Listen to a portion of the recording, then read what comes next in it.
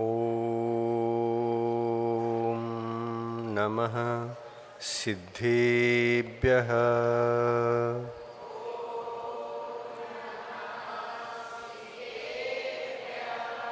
ಓಂ ನಮಃ ಸಿದ್ಧೇಭ್ಯಃ.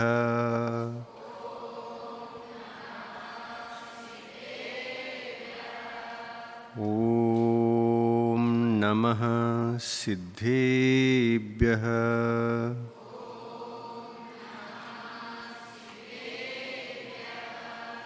ಯಾರ ಜ್ಞಾನ ಶಕ್ತಿ ಕೋಟಿ ಸೂರ್ಯರನ್ನು ಮೀರಿದೆ, ಮತ್ತು ಯಾರ ದಿವ್ಯ ಧ್ವನಿಯು ಲೋಕಹಿತವ ಮಾಡಿದೆ, ಮೂರು ಲೋಕದಲ್ಲಿ ಯಾರ ಕೀರ್ತಿ ವ್ಯಾಪ್ತವಾಗಿದೆ, ಅಂಥ ದೇವರಲ್ಲಿ ನನ್ನ ತಲೆಯು ಬಾಗಿದೆ, ಅಂಥ ದೇವರಲ್ಲಿ ನನ್ನ ತಲೆಯು ಬಾಗಿದೆ.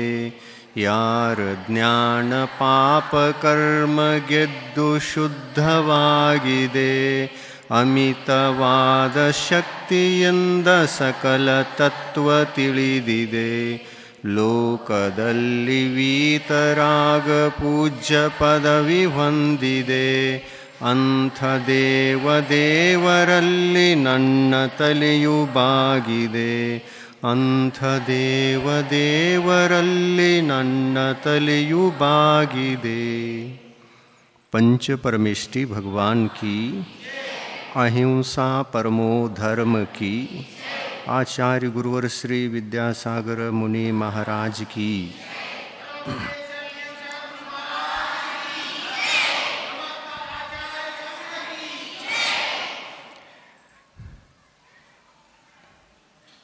ಇವತ್ತಿನ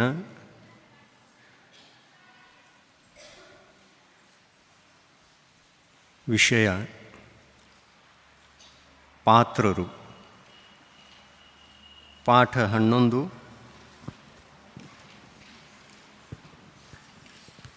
ಪುಟ ನಂಬರ 54. ಪುಟ ಸಂಖ್ಯೆ 54 ತೆಗಿರಿ ಎಲ್ಲರೂ.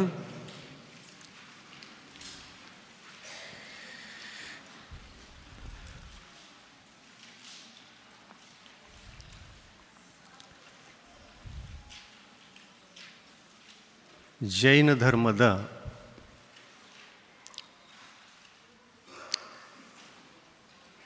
ಶ್ರಾವಕಾಚಾರ ಅನ್ನುವಂತಹ ಗ್ರಂಥಗಳಲ್ಲಿ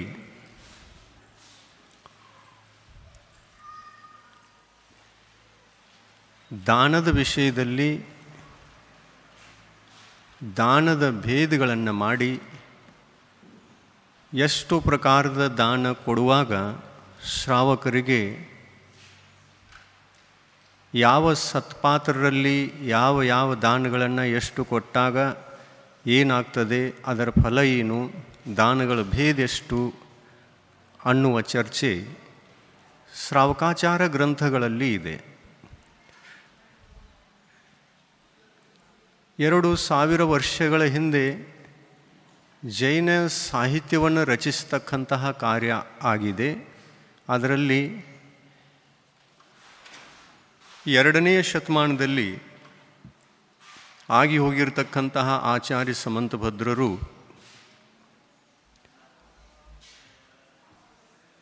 ಸ್ಪೆಷಲ್ ಆಗಿ ಶ್ರಾವಕರಿಗೆ ಯಾವ ಧರ್ಮ ಇದೆ, ಅವರು ಏನು ಮಾಡಬೇಕು, ಯಾವ ಥರದಿಂದ ಮಾಡಬೇಕು, ಶ್ರಾವಕಾಚಾರಕ್ಕೆ ಸಂಬಂಧಪಡುವಂತಹ ಎಲ್ಲ ವಿಷಯಗಳನ್ನು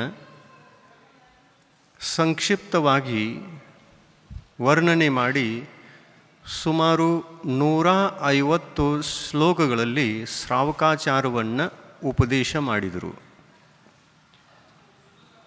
ಆ ಒಂದು ಗ್ರಂಥದಲ್ಲಿ ಶ್ರಾವಕರು ಕೊಡುವಂತಹ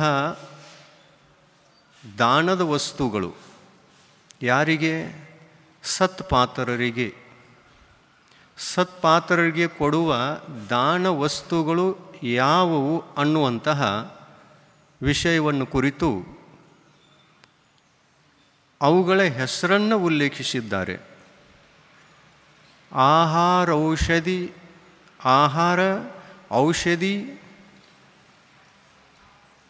ಉಪಕರಣ ಮತ್ತು ಆವಾಸ 4 ಪ್ರಕಾರದ ದಾನಗಳ ಬಗ್ಗೆ ಹೇಳಿ ಈ 4 ವಸ್ತುಗಳನ್ನು ಮಾತ್ರ ಕೊಡಬೇಕು ಅಂತ ಹೇಳಿದರೂ ಇವು ಸತ್ಪಾತ್ರರಿಗೆ ಕೊಡುವಂತಹ ದಾನದ ಭೇದಗಳೆಂದು ನಾವು ತಿಳಿದುಕೊಳ್ಳಬೇಕು. ಆಹಾರ ದಾನ, ಔಷಧಿ ದಾನ, ಉಪಕರಣ ದಾನ ಮತ್ತು ಆವಾಸ ದಾನ. ದಾನಕ್ಕೆ 4 ಭೇದಗಳಿವೆ. ಇನ್ನು ಆ ಪಾತ್ರರಿಗೆ 4 ದಾನಗಳನ್ನು ಕೊಡ್ತೇವೆ ವಿನಃ 4 ಬಿಟ್ಟು ಮತ್ತೊಂದು ಯಾವುದನ್ನು ಕೂಡ ನಾವು ಕೊಡುವುದಿಲ್ಲ. ವಸ್ತ್ರದಾನ,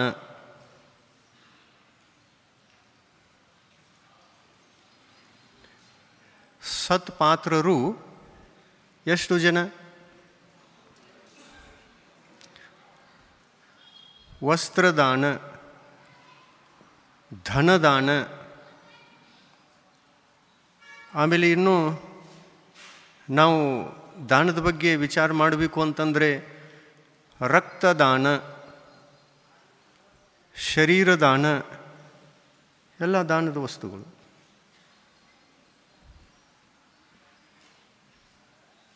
ದಾನ ಕೊಡುವಂತಹ ಪವಿತ್ರ ವಸ್ತುಗಳು ಪಾತ್ರರಿಗೆ ಕೊಡ್ತಾ ಇದ್ದೇವೆ ಅಂತಂದರೆ ಕೇವಲ 4 ಪ್ರಕಾರಗಳಲ್ಲಿ ಇವೆ. ಆಹಾರ ಕೊಡಬಹುದು, ಔಷಧಿಯನ್ನು ಕೊಡಬಹುದು, ಉಪಕರಣಗಳನ್ನು ಕೊಡಬಹುದು. ಇನ್ನು ಉಪಕರಣ ಅಂದರೆ ಯಾವ ವಸ್ತುಗಳನ್ನು ಕೊಡುವಂತಹ ಅವಶ್ಯಕತೆ ಇದೆ ಅದನ್ನು ಕೂಡ ಉಲ್ಲೇಖಿಸಿ ಇವುಗಳನ್ನು ಕೊಡಬಹುದು ಅಂತ ಹೇಳಿದರು. ಏನೇನು ಕೊಡಬಹುದು? ಸತ್ಪಾತ್ರರಿಗೆ ಕೊಡ್ತಾ ಇದ್ದೇವೆ ಅಂದಮೇಲೆ ಗೃಹ ತ್ಯಾಗಿ, ಮನೆ ಪರಿಗ್ರಹ ಅನ್ನುವಂಥದ್ದನ್ನು ತ್ಯಾಗ ಮಾಡಿ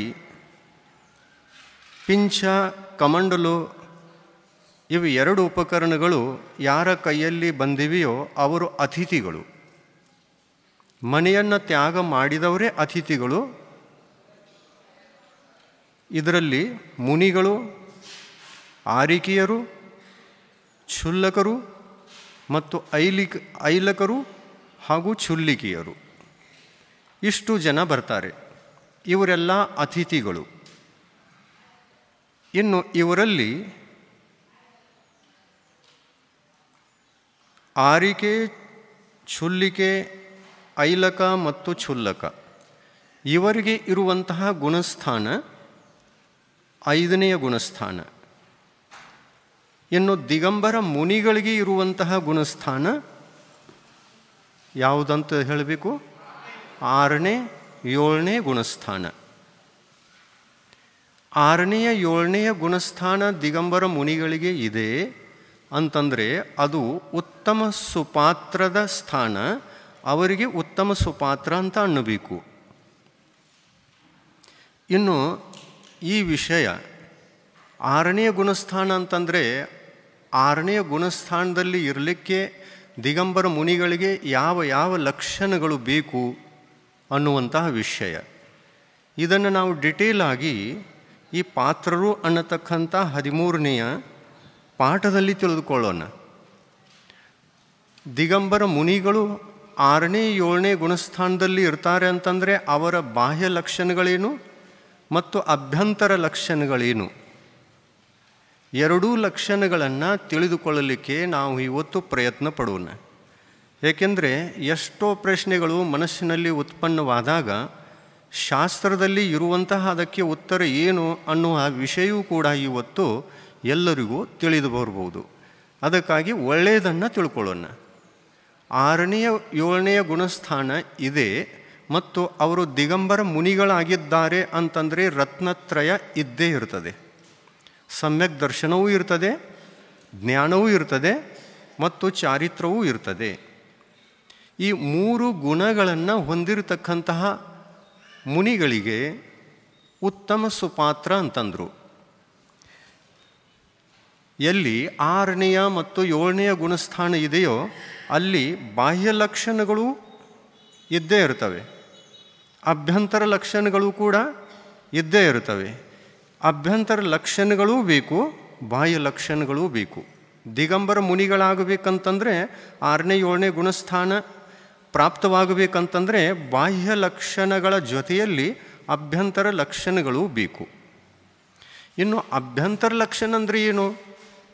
ಅಭ್ಯಂತರ ಲಕ್ಷಣಗಳು ಯಾವುದನ್ನು ತ್ಯಾಗ ಮಾಡಿದಾಗ ಅಭ್ಯಂತರ ಲಕ್ಷಣಗಳು ಪ್ರಕಟವಾಗ್ತವೆ ಮುನಿಗಳ ಜೀವನದಲ್ಲಿ ಅಂತಂದರೆ ಇದಕ್ಕೆ ಉತ್ತರ, ಅಭ್ಯಂತರ ಪರಿಗ್ರಹವನ್ನು ತ್ಯಾಗ ಮಾಡುವುದರಿಂದ ಅಭ್ಯಂತರ ಲಕ್ಷಣಗಳು ಪ್ರಕಟವಾಗುತ್ತವೆ. ಅಭ್ಯಂತರ ಪರಿಗ್ರಹವನ್ನು ತ್ಯಾಗ ಮಾಡುವುದರಿಂದ ಎಷ್ಟು ಪರಿಗ್ರಹಗಳು? ಅಭ್ಯಂತರ 14. ಈಗಾಗಲೇ ಎಷ್ಟೋ ಸಲ ಬಂದು ಹೋಯಿತು. ಅಭ್ಯಂತರ ಪರಿಗ್ರಹಗಳು ಎಷ್ಟು? 14. ಬಾಹ್ಯ ಪರಿಗ್ರಹಗಳೆಷ್ಟು? 10. 10 ಬಾಹ್ಯ ಪರಿಗ್ರಹಗಳನ್ನು, ಅಭ್ಯಂತರ 14 ಪರಿಗ್ರಹಗಳನ್ನು ಮುನಿಗಳಿಗೂ ಕೂಡ ತ್ಯಾಗ ಮಾಡಲೇಬೇಕು. ಶ್ರಾವಕರಿಗೂ ಕೂಡ ಶಕ್ತಿಯಾನುಸಾರ ಅವರಿಗೆ ತಕ್ಕ ಯಾವ ಧರ್ಮ ಬೇಕಾಗಿದೆಯೋ ಆ ಧರ್ಮಕ್ಕೆ ವಿರುದ್ಧವಾಗಿರತಕ್ಕಂತಹ ಯಾವ ಅಭ್ಯಂತರ ಪರಿಗ್ರಹಗಳಿವೆ ಆ ಪರಿಗ್ರಹಗಳನ್ನು ತ್ಯಾಗ ಮಾಡದೆ ಆ ಧರ್ಮ ಶ್ರಾವಕರಿಗೆ ಪ್ರಾಪ್ತವಾಗುವುದಿಲ್ಲ. ಉದಾಹರಣೆಗೆ, ನಾವು ಸಮ್ಯಕ್ ದರ್ಶನವನ್ನು ಹೊಂದಿ 1ನೇ ಗುಣಸ್ಥಾನದಿಂದ 4ನೇ ಗುಣಸ್ಥಾನಕ್ಕೆ ಹೋಗಬೇಕು ಅಂತ ವಿಚಾರ ಮಾಡಿಕೊಂಡಿದ್ದೇವೆ ಅಂತ ಇಟ್ಟುಕೊಳ್ಳಿ. ಆವಾಗ ಇವರಿಗೂ ಕೂಡ ಅಭ್ಯಂತರ ಪರಿಗ್ರಹವನ್ನು ತ್ಯಾಗ ಮಾಡಬೇಕು ಮತ್ತು ಬಾಹ್ಯ ಪರಿಗ್ರಹವನ್ನು ತ್ಯಾಗ ಮಾಡಬೇಕು ಅಂತಂದರೆ ಅದಕ್ಕೊಂದು ಸ್ಥೂಲವಾಗಿರತಕ್ಕಂತಹ ನಿಯಮಗಳಿವೆ. ಏನು ತ್ಯಾಗ ಮಾಡಬೇಕು? ಏಕೆಂದರೆ ಸಮ್ಯಕ್ ದೃಷ್ಟಿ ಜೀವ ದಯಾವಂತನೋ ಅಥವಾ ದಯಾಹೀನನೋ? ಸಮ್ಯಕ್ ದೃಷ್ಟಿ ಜೀವನು, ಸಮ್ಯಕ್ ದೃಷ್ಟಿ ಶ್ರಾವಕನೂ ಕೂಡ ದಯಾವಂತ. ಇನ್ನು ಈ ದಯೆ ಅನ್ನತಕ್ಕಂಥದ್ದು ಬಾಹ್ಯವಾಗಿ ಕಂಡುಬರಬೇಕು. ಅಂದರೆ ನಮ್ಮ ಆಚಾರ ವಿಚಾರಗಳಲ್ಲಿ ಯಾವ ಅತ್ಯಂತ ಸ್ಥೂಲವಾಗಿರ್ತಕ್ಕಂತಹ ದೊಡ್ಡದಾಗಿರ್ತಕ್ಕಂತಹ ಪಾಪ ಇದೆಯೋ ಆ ಪಾಪವನ್ನು ನಾವು ತ್ಯಾಗ ಮಾಡಲೇಬೇಕು. ಉದಾಹರಣೆಗೆ, 4ನೇ ಗುಣಸ್ಥಾನಕ್ಕೆ ಹೋಗುವಂತಹ ಶ್ರಾವಕ 4ನೇ ಗುಣಸ್ಥಾನಕ್ಕೆ ಹೋಗ್ತಾನೆ ಅಂತಂದರೆ ದಯಾ ಇಲ್ಲದೆ ಹೋಗಲಿಕ್ಕೆ ಸಾಧ್ಯ ಇಲ್ಲ. ಇನ್ನು ದಯಾಭಾವ ಬರಬೇಕು ಅಂತಂದರೆ ಏನು ಮಾಡಬೇಕು? ಬಾಹ್ಯ ಹಿಂಸೆಯನ್ನು ನಿಲ್ಲಿಸಿಕೊಳ್ಳಬೇಕು ಮತ್ತು ಅಭ್ಯಂತರ ಹಿಂಸೆಯನ್ನು ಕೂಡ ತಡೆಗಟ್ಟಬೇಕು. ಅಭ್ಯಂತರ ಹಿಂಸೆ ಯಾವುದು ಅಂತಂದರೆ, ನಾನು ಸಮ್ಯಕ್ತ್ವ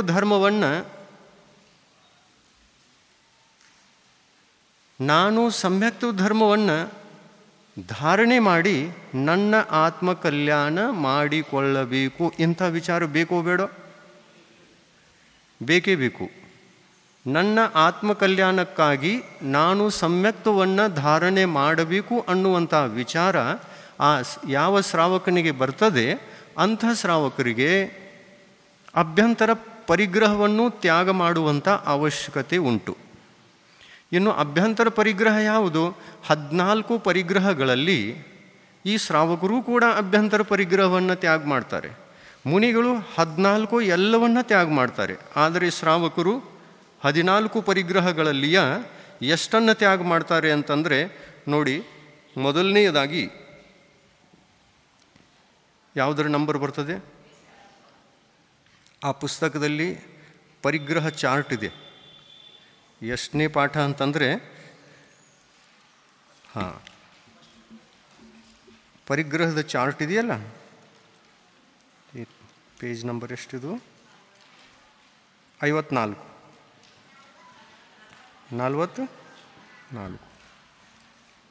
ಪರಿಗ್ರಹದ ಭೇದಗಳು. ಪರಿಗ್ರಹದ ಭೇದಗಳ ವಿವರಣೆ ಇದೆ. ಇನ್ನು ಇಲ್ಲೂ ಕ್ರಮ ಸಂಖ್ಯೆಯನ್ನು ಹಾಕಿ ಆ ಅಭ್ಯಂತರ ಪರಿಗ್ರಹಗಳ ಹೆಸರನ್ನು ಕೂಡ ಇಲ್ಲಿ ಚಾರ್ಟ್ನಲ್ಲಿ ಕೊಟ್ಟದ್ದಿದೆ. ಇದರೊಳಗೆ ಮೊದಲನೇ ನಂಬರನ್ನು ಕೊಟ್ಟಿರುವುದು ಯಾವುದಕ್ಕೆ ಅಂತಂದರೆ ಮಿಥ್ಯಾತ್ವಕ್ಕೆ. ಮೊದಲನೇ ಅಂತರಂಗ ಪರಿಗ್ರಹ ಯಾವುದು? ಮಿಥ್ಯಾತ್ವ. ಎರಡನೇ ಅಂತರಂಗ ಪರಿಗ್ರಹ ಯಾವುದು? ಕ್ರೋಧ, ಮಾನ, ಮಾಯ ಮತ್ತು ಲೋಭ. ಎರಡು ನಂಬರ್ ಹಾಕಿದೆ ನೋಡಿ ಅದರೊಳಗೆ. ಮಿಥ್ಯಾತ್ವ ಮೊದಲನೇದು ಅಂತ ತಿಳ್ಕೊಳ್ಬೇಕು. ಆಮೇಲೆ ಎರಡನೇದು 4 ಕಷಾಯಗಳು, 2ನೇ ನಂಬರದಲ್ಲಿ ಕ್ರೋಧ, 3ನೇ ನಂಬರದಲ್ಲಿ ಮಾನ ಮತ್ತು 4ನೇ ನಂಬರದಲ್ಲಿ ಮಾಯಾ, 5ನೇ ನಂಬರದಲ್ಲಿ ಲೋಭ. ಇನ್ನು ಇದಾಯಿತು. ಇವೆಷ್ಟಾದವು? 5. ಆಮೇಲೆ ನೋ ಕಷಾಯಗಳೆಷ್ಟಿವೆ? 9. ಅವುಗಳೂ ಕೂಡ ಅಭ್ಯಂತರ ಪರಿಗ್ರಹ. ಇನ್ನು ಶ್ರಾವಕರು ಕೂಡ 14 ಪರಿಗ್ರಹಗಳನ್ನು ತ್ಯಾಗ ಮಾಡಿಯೇ ಸಮ್ಯಕ್ ದರ್ಶನವನ್ನು ಪ್ರಾಪ್ತ ಮಾಡಿಕೊಳ್ತಾರೆ ಅನ್ನುವಂತಹ ವಿಷಯವನ್ನು ಇಲ್ಲಿ ತಿಳಿದುಕೊಳ್ಳುವಂಥದ್ದಿದೆ. ಯಾವ ಥರ? ಗ್ರಹೀತ ಮಿಥ್ಯಾತ್ವ ಅಂತಂದರೆ ಈಗಾಗಲೇ ಗೊತ್ತಿದೆ, ಬೆಳಗಿನ ಪ್ರವಚನದಲ್ಲೂ ಕೂಡ ಹೇಳಿದ್ದೇವೆ, ಹಿಂದೆ ಎಷ್ಟೋ ಸಲ ಬಂದದ್ದಾಗಿದೆ. ಗ್ರಹೀತ ಮಿಥ್ಯಾತ್ವ ಅಂತಂದರೆ ಪರಮಾರ್ಥ ದೇವ, ಗುರು ಮತ್ತು ಶಾಸ್ತ್ರವನ್ನು ಬಿಟ್ಟು ಉಳಿದ ಎಲ್ಲದರಲ್ಲಿ ನಂಬಿಕೆಯನ್ನು ಇಡದೇ ಇರುವುದು ಮತ್ತು ದೇವಶಾಸ್ತ್ರ ಗುರುಗಳಲ್ಲಿ ನಂಬಿಕೆಯನ್ನು ಇಟ್ಟುಕೊಳ್ಳುವುದು, ಇದು ಗ್ರಹೀತ ಮಿಥ್ಯಾತ್ವದ ತ್ಯಾಗ.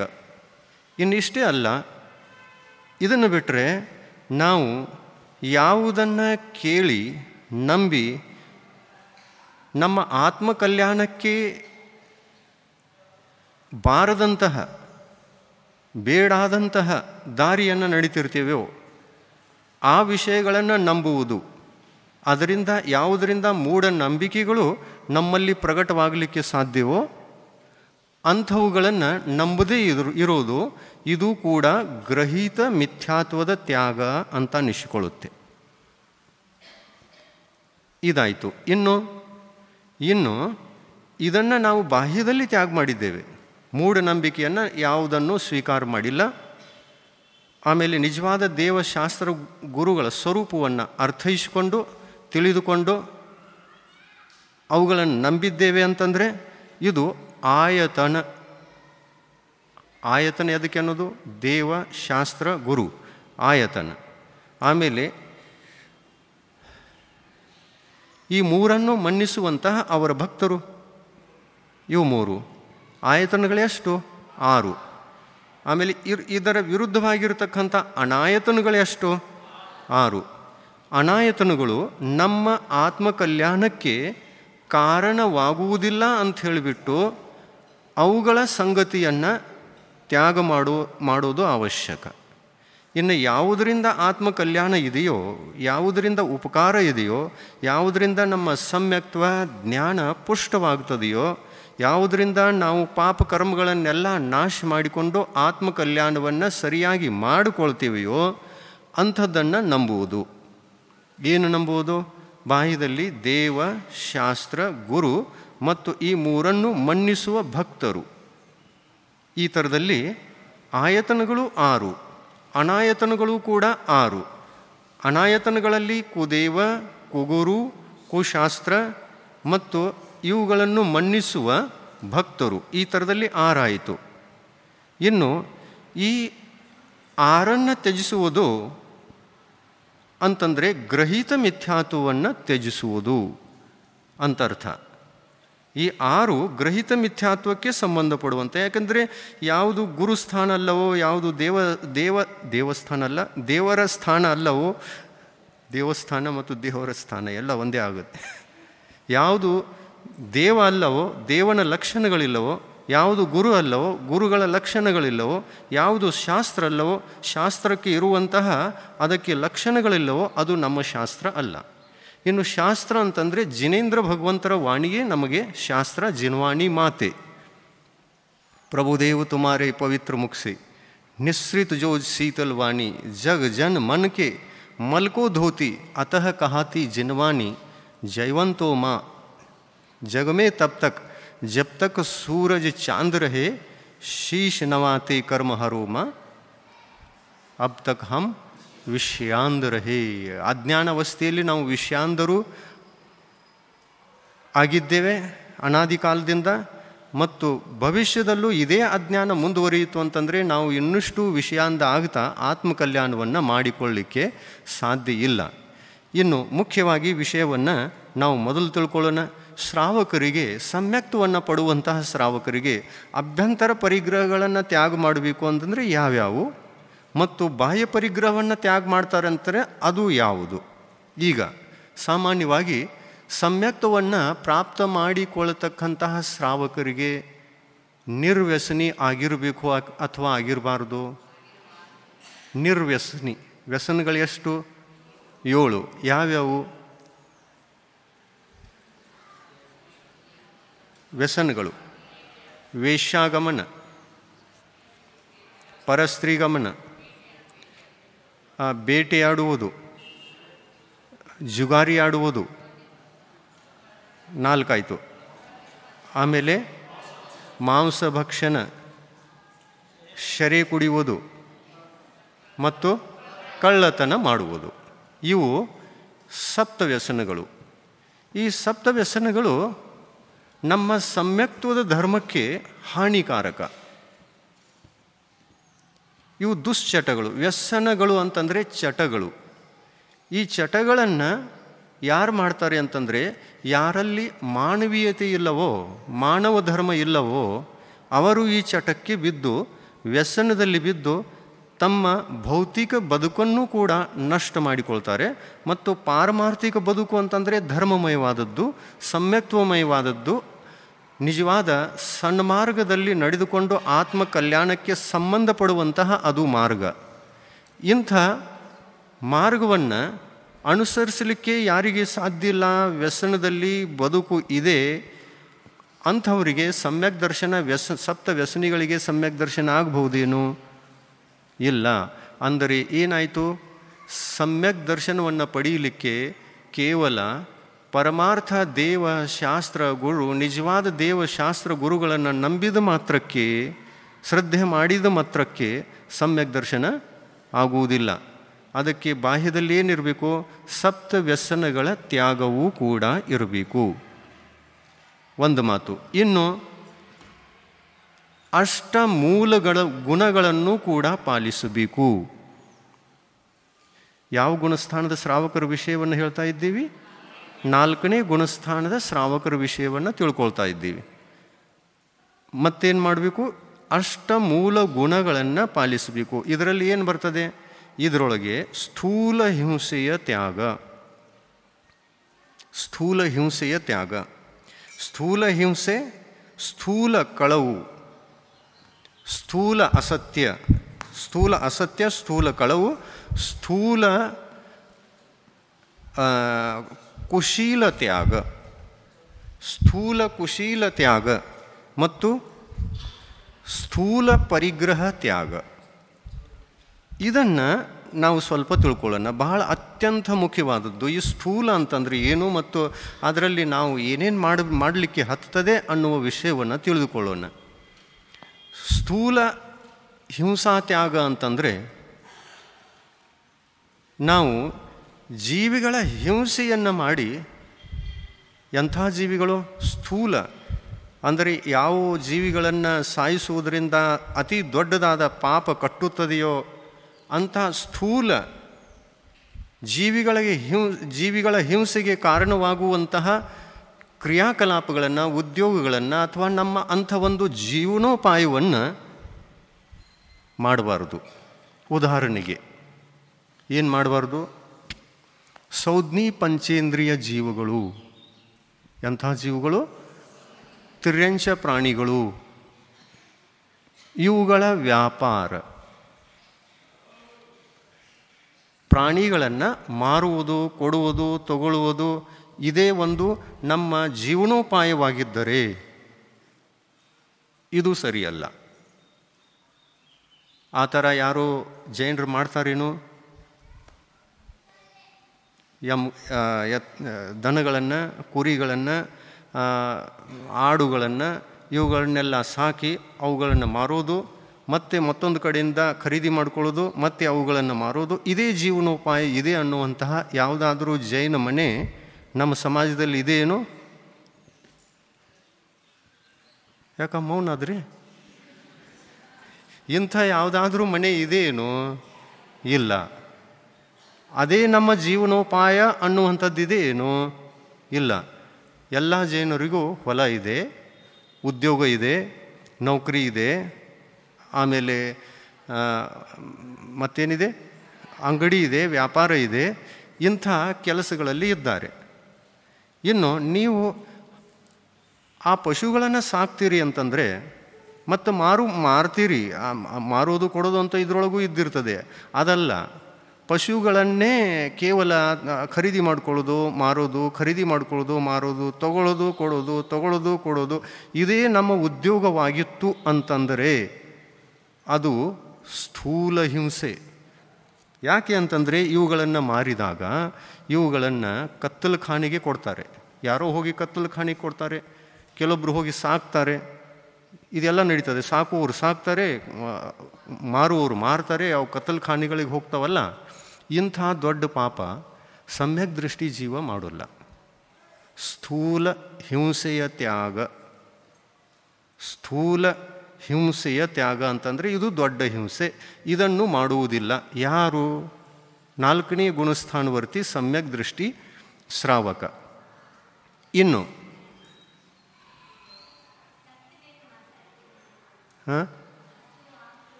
ಪ್ರಶ್ನೆ ನಂತರ ಕೇಳಿ, ವಿಷಯ ನಿಂತು ಹೋಗುತ್ತೆ. ಇದು ಸ್ಥೂಲ ಹಿಂಸೆಯ ತ್ಯಾಗ. ಇನ್ನು ಇದಂಥದ್ದು ಗೊತ್ತಾಯಿತು. ಇಂಥದ್ದು ಯಾರಾದರೂ ಮಾಡ್ತಾರೇನು? ಮಾಡಂಗಿಲ್ಲ. ಯಾಕೆ ಮಾಡುವುದಿಲ್ಲ? ಜೈನರು ಇಂಥ ಕಾರ್ಯವನ್ನು ಯಾಕೆ ಮಾಡೋಲ್ಲ?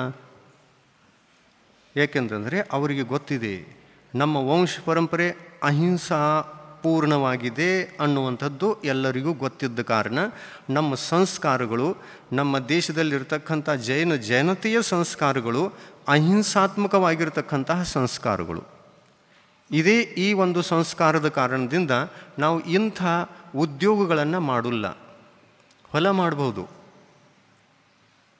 ನಮಗಾಗಿ ದನಗಳನ್ನು ಸಾಕಬಹುದು, ಅವುಗಳಿಂದ ಕೆಲಸವನ್ನು ತಗೊಳ್ಬಹುದು, ಅವುಗಳನ್ನು ನಾವು ಬೇಡ ಅಂತಂದರೆ ಇನ್ನೊಬ್ಬರಿಗೆ ಕೊಡಬಹುದು.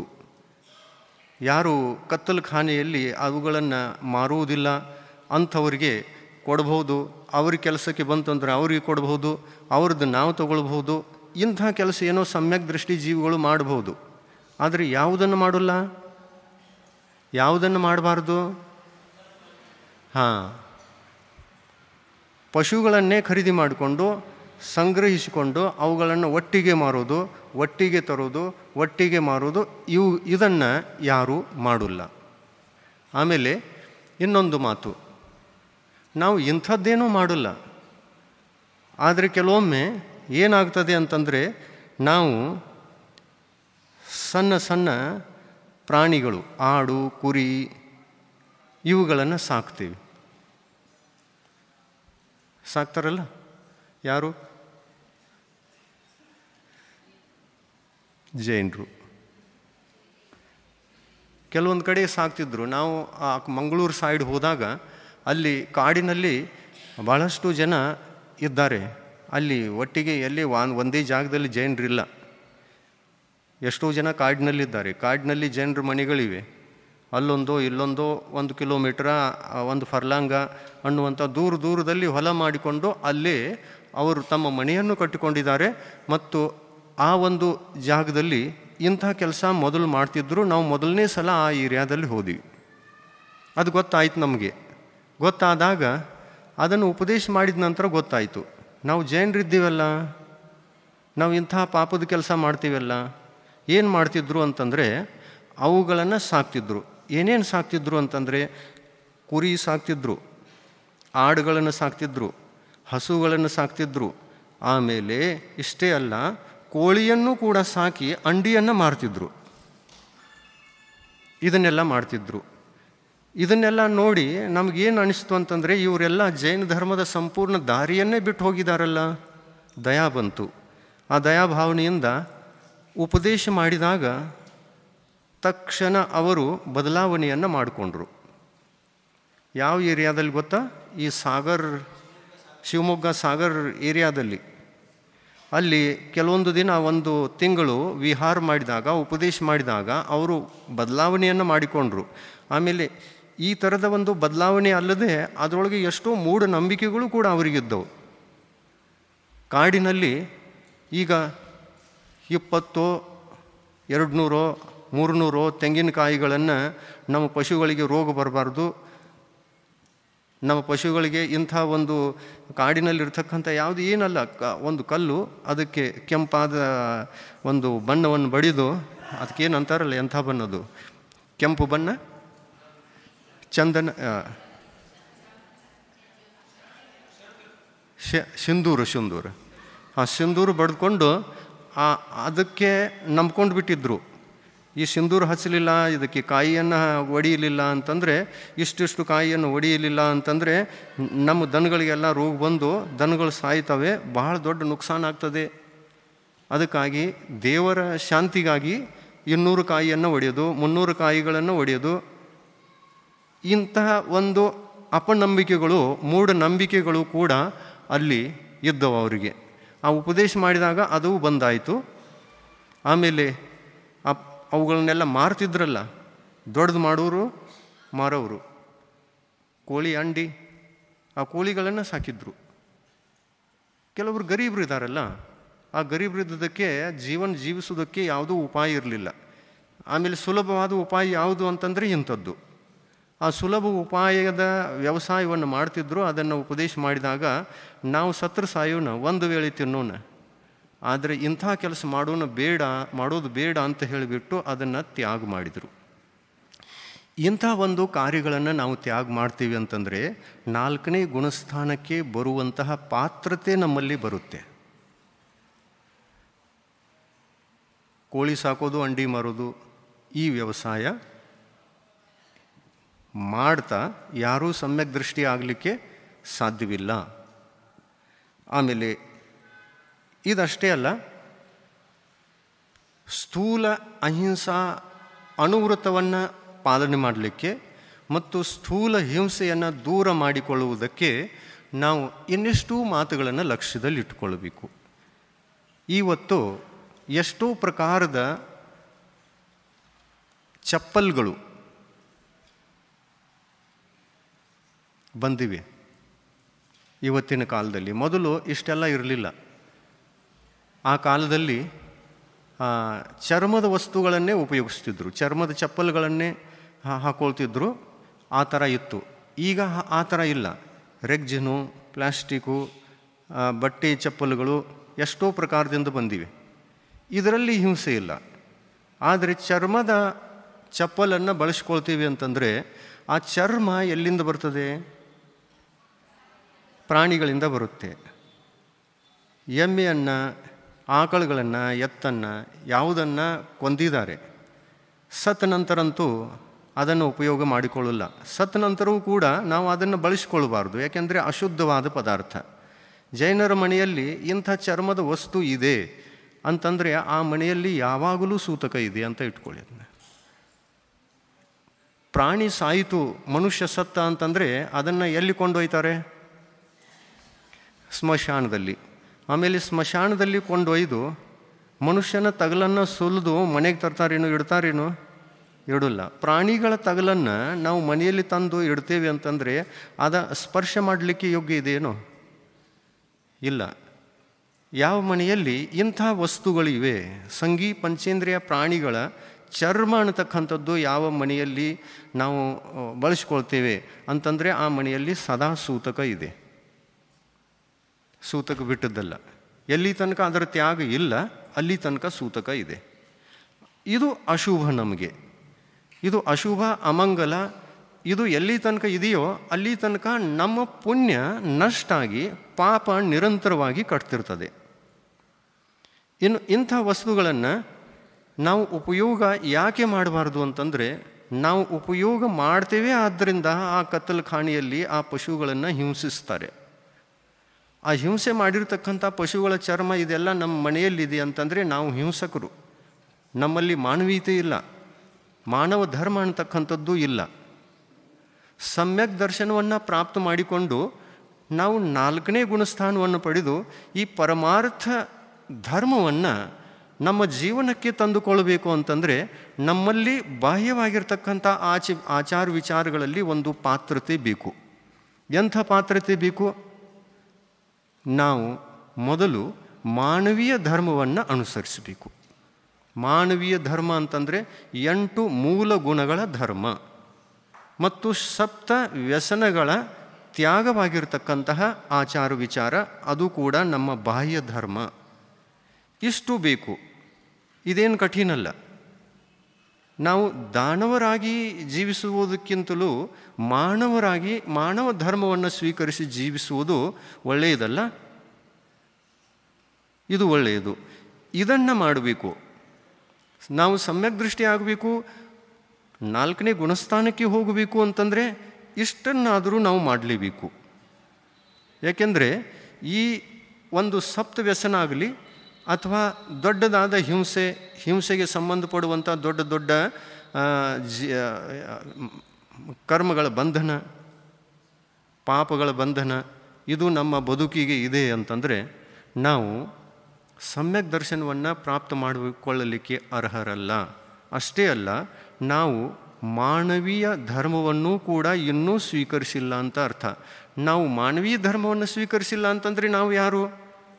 ನಾವು ದಾನವರು.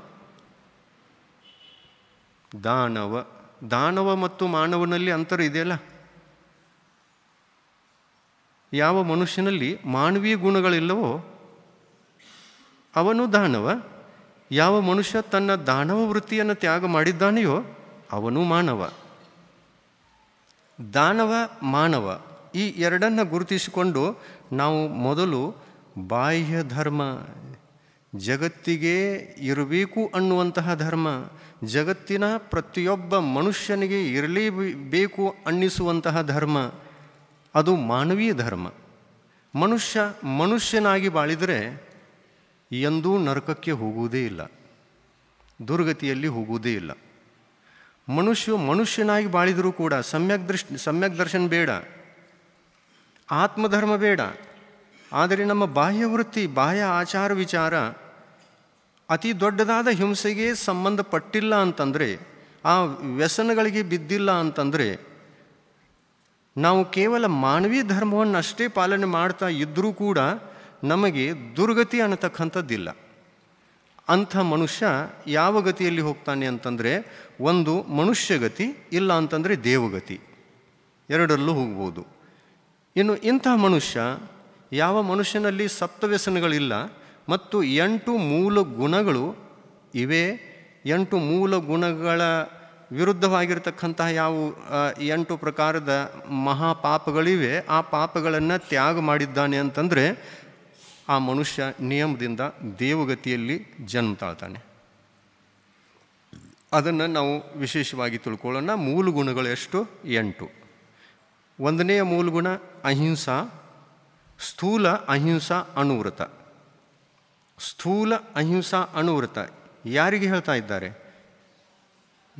2ನೇ ಪ್ರತಿಮೆಯನ್ನು ಧಾರಣೆ ಮಾಡಿಕೊಳ್ತಕ್ಕಂತಹ ನೈಷ್ಠಿಕ ಶ್ರಾವಕರಿಗಲ್ಲ, ಪಾಕ್ಷಿಕ ಶ್ರಾವಕರಿಗೆ, 4ನೇ ಗುಣಸ್ಥಾನವನ್ನು ಹೊಂದುವಂತಹ ಶ್ರಾವಕರಿಗೆ. ಏನು ಮಾಡಬೇಕು? ಮಹಾಹಿಂಸೆಗೆ ಕಾರಣವಾಗಿರ್ತಕ್ಕಂಥ ಉದ್ಯೋಗ ಮಾಡಬಾರ್ದು. ಆಯಿತಾ? ಇನ್ನು ಮತ್ತೇನು ಮಾಡಬಾರ್ದು? ಚರ್ಮದ ವಸ್ತುಗಳನ್ನು ಉಪಯೋಗ ಮಾಡಬಾರದು. ಇದೇನು ಕಠಿಣ ಇದೆಯೇನು? ಇಲ್ಲ. ಬ್ಯಾಗು, ಪರ್ಸು, ಬೆಲ್ಟು, ಆಮೇಲೆ ಚಪ್ಪಲು, ಇವೆಲ್ಲ ಚರ್ಮದ ವಸ್ತು ಇತ್ತು ಅಂತಂದರೆ ಅದನ್ನು ತ್ಯಾಗ ಮಾಡೋದು. ಯಾವುದು ಚರ್ಮದ್ದಲ್ಲೋ ಅದನ್ನು ಬಳಸಿಕೊಳ್ಳೋದು. ರೇಷ್ಮೆ ವಸ್ತ್ರ, ಅದು ಕೂಡ ಮಹಾಹಿಂಸೆಗೆ ಸಂಬಂಧಪಡುವಂತಹ ವಸ್ತ್ರ. ಯಾವ ವಸ್ತ್ರ? ರೇಷ್ಮೆ ವಸ್ತ್ರ. ರೇಷ್ಮೆ ವಸ್ತ್ರವನ್ನು ಯಾಕೆ ತ್ಯಾಗ ಮಾಡಬೇಕು ಅಂತಂದರೆ, ನೋಡಿ, ರೇಷ್ಮೆ ಹುಳು ಸೌಜ್ಞಿ ಪಂಚೇಂದ್ರಿಯ ಜೀವ ಏನಲ್ಲ. ಅದಕ್ಕೆ 5 ಇಂದ್ರಿಯಗಳಿಲ್ಲ, 4 ಇಂದ್ರಿಯಗಳಿವೆ. ಸ್ಪರ್ಶನೇಂದ್ರಿಯ, ರಸನೇಂದ್ರಿಯ, ಘ್ರಾಣೇಂದ್ರಿಯ, ಚಕ್ಷು ಇಂದ್ರಿಯ, 4 ಇಂದ್ರಿಯಗಳಿವೆ. ಅದಕ್ಕೂ ಹಾರಲಿಕ್ಕೆ ಪಂಕನೂ ಇದೆ ರೇಷ್ಮೆ ಹುಳುವಿಗೆ, ಆಮೇಲೆ ನಡೀಲಿಕ್ಕೆ ಕಾಲೂ ಇದೆ. ಆದರೆ ಅದು ತಾನು ಹುಟ್ಟಬೇಕೋ, ಹುಟ್ಟಿ ದೊಡ್ಡದಾಗಬೇಕು ಅಂತಂದರೆ ಅದೊಂದು ಪ್ರಕೃತಿಯ ನಿಯಮ. ಅದು ತನ್ನ ಸುತ್ತಲೂ ಎಲ್ಲ ರೇಷ್ಮೆಯ ಗಿಡದ ತಪ್ಪಲುಗಳನ್ನೆಲ್ಲ ತಿಂದು ಅದರ ಯಾವ ಒಂದು ರಸ ಇದೆ ಅದರಿಂದ ತನ್ನ ಬಾಯಿಂದ ಏನು ಬಿಡ್ತದೆ? ಜಲ್ಲು. ಆ ಜಲ್ಲು ಒಣಗಿ ಬಾಯಿಂದ ಬಿಡ್ತದೆಯಲ್ಲ, ಬಾಯಿಂದ ಬಿಡ್ತದೆ. ಬಾಯಿಂದ ಬಿಟ್ಟು ಆ ಜೊಲ್ಲನ್ನು ಬಿಟ್ಟು ಸುತ್ಕೊಳ್ತದೆ, ತನ್ನ ಮೈಗೆಲ್ಲ ಸುತ್ಕೊಂಡು ಬಿಡ್ತದೆ, ಅದು ದಾರ ಆಗ್ತದೆ. ಇಂಥ ದಾರವನ್ನು ತೆಗೆದು ಒಂದು ರೇಷ್ಮೆ ವಸ್ತ್ರ, ಸಾಡಿಯನ್ನು, ಒಂದು ಸೀರೆಯನ್ನು ತಯಾರು ಮಾಡಬೇಕು ಅಂತಂದರೆ ಹೇಳ್ತಾರೆ, ಇಂಥ ರೇಷ್ಮೆಯ ಗೂಡುಗಳನ್ನು, ಅಂದರೆ ಗೂಡದಲ್ಲಿರ್ತಕ್ಕಂಥ ಹುಳುಗಳನ್ನು ಎಷ್ಟು ಕೊಂದಿರಬೇಕು? 60,000. 60,000 ಹುಳುಗಳನ್ನು ಕೊಲ್ತಾರಂತಲ್ಲ, ಆ ಗೂಡು ಏನಿರ್ತದೆಯಲ್ಲ ಅದು ಇನ್ನೂ ಮೃದುವಾಗಬೇಕು ಅನ್ನುವ ದೃಷ್ಟಿಯಿಂದ ಆ ಗೂಡುಗಳನ್ನು ಕುದಿಯುವ ನೀರಿಗೆ ಹಾಕ್ತಾರೆ.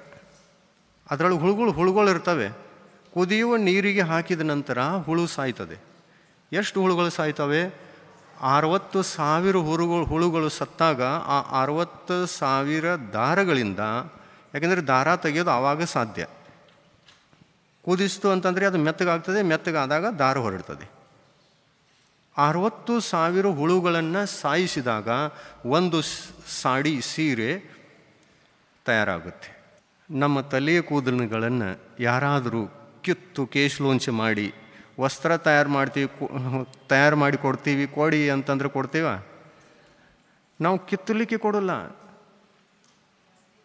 ಅವುಗಳನ್ನು ಕುದಿಸ್ತಾರೆ. ಸಂಪೂರ್ಣ ಪ್ರಾಣಗಳ ಘಾತ ಆಗುತ್ತೆ. 4 ಇಂದ್ರಿಯ ಪ್ರಾಣಗಳು, ಆಯು ಪ್ರಾಣ, ಶ್ವಾಸೋಶ್ವಾಸ ಪ್ರಾಣ, ವಚನ ಪ್ರಾಣ, ಇದು ಕೂಡ ಇದೆ. ವಚನ ಪ್ರಾಣ, ಆಯು ಪ್ರಾಣ, ಶ್ವಾಸೋಶ್ವಾಸ ಪ್ರಾಣ. ಇನ್ನು ಇಲ್ಲ ಅಂತಂದರೆ ಮನಃ ಪ್ರಾಣ ಒಂದಿಲ್ಲ. ಇಂದ್ರಿಯ ಪ್ರಾಣಗಳಲ್ಲಿ 4 ಪ್ರಾಣಗಳಿವೆ. ಸ್ಪರ್ಶನೇಂದ್ರಿಯ ಪ್ರಾಣ, ಗ್ರಹಣೇಂದ್ರಿಯ ಪ್ರಾಣ, ಚಕ್ಷುಂದ್ರಿಯ, ಚಕ್ಷು ಇಂದ್ರಿಯ, ಸ್ಪರ್ಶನೇಂದ್ರಿಯ, ರಸನೇಂದ್ರಿಯ, ಗ್ರಹಣೇಂದ್ರಿಯ, ಚಕ್ಷು ಇಂದ್ರಿಯ. 4 ಇಂದ್ರಿಯ ಪ್ರಾಣಗಳು. ಮನೋಬಲ ಇಲ್ಲ, ವಚನ ಬಲ, ಕಾಯಬಲ, ಶ್ವಾಸೋಶ್ವಾಸ ಮತ್ತು ಆಯು, ಈ 4. ಎಷ್ಟು ಪ್ರಾಣಗಳು? 4. ಆ ಜೀವಕ್ಕೆ 8 ಪ್ರಾಣಗಳಿವೆ.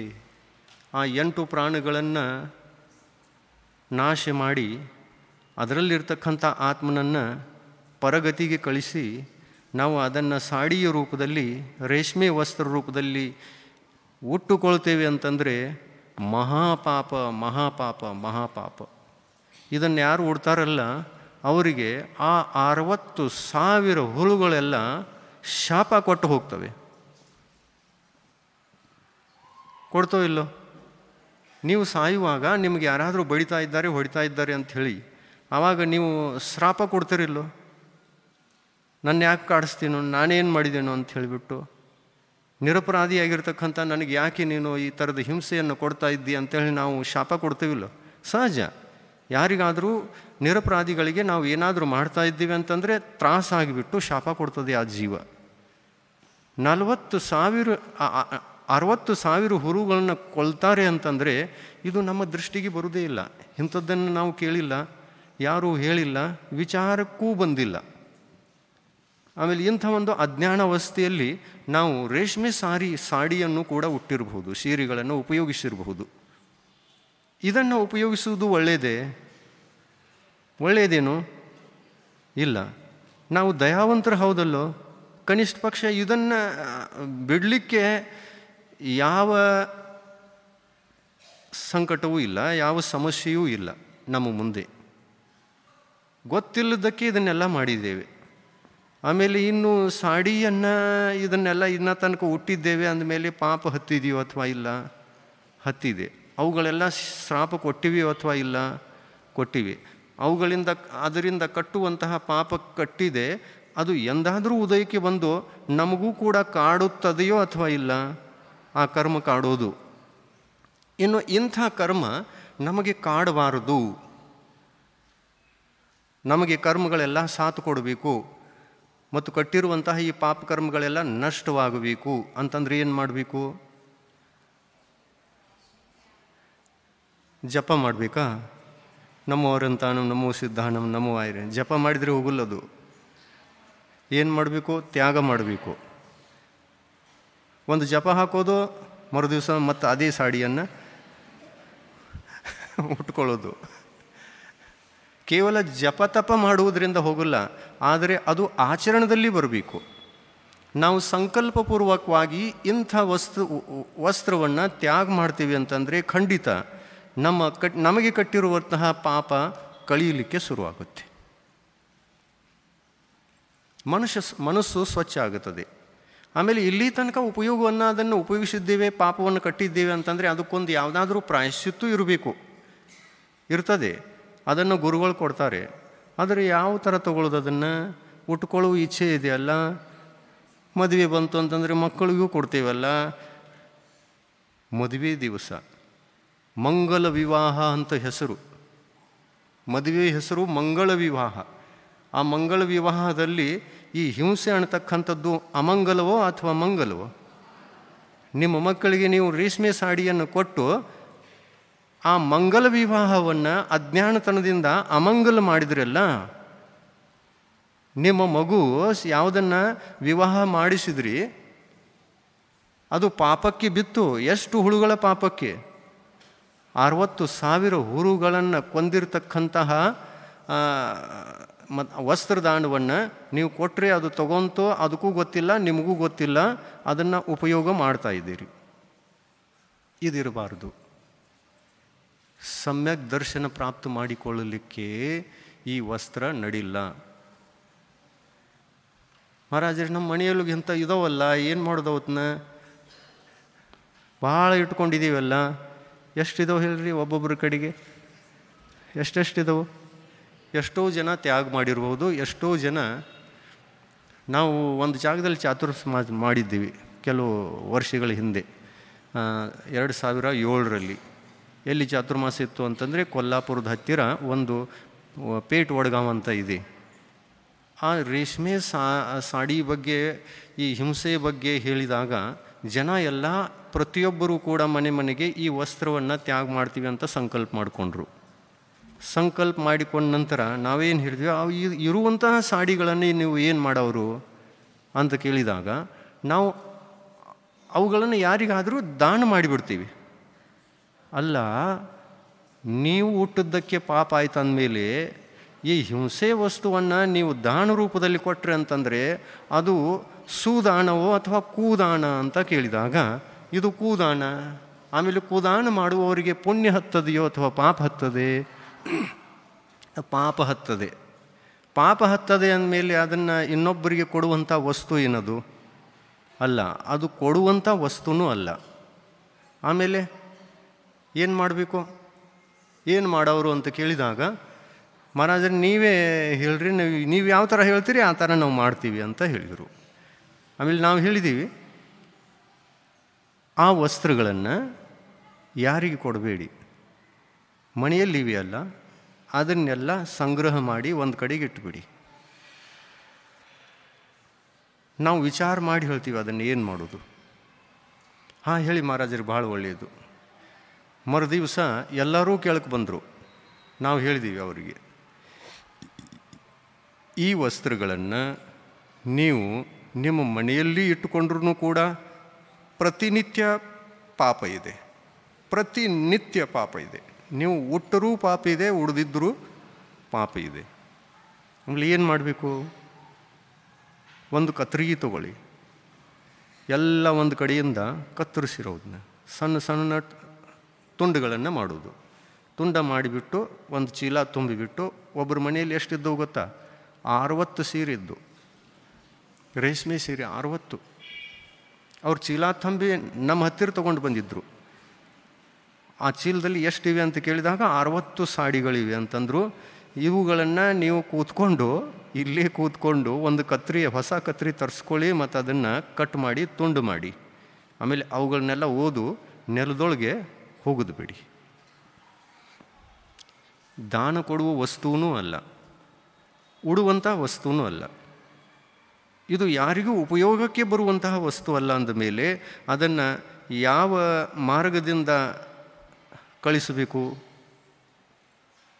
ಅನುಪಯೋಗ ಅಂತ ತಿಳ್ಕೊಂಡು ನಾವು ಅದನ್ನು ಚೆಲ್ಲಬೇಕು, ಹೋಗೋದು ಬಿಡಬೇಕು. ಆ ಥರ ಮಾಡಿದ್ರು ಅವರು. ಮಾಡಿ 60 ಸೀರೆಗಳನ್ನು ಅವರು ಇಟ್ಟಿದ್ರು. ನಿತ್ಯ ಪಾಪ ಹತ್ತಿತ್ತು. ಇದನ್ನೆಲ್ಲ ನೋಡಿ ಅವರಿಗೆ ಭಯಂಕರ ಈ ಉಪದೇಶವನ್ನು ಕೇಳಿದ ತಕ್ಷಣ ಭಯಂಕರ ಪಶ್ಚಾತ್ತಾಪ ಆಯಿತು. ಪ್ರಾಯಶ್ಚಿತ್ತವನ್ನು ಮಾಡಿಕೊಂಡ್ರು, ಪಶ್ಚಾತ್ತಾಪ ಆಯಿತು ಮತ್ತು ತ್ಯಾಗನೂ ಮಾಡಿದರು.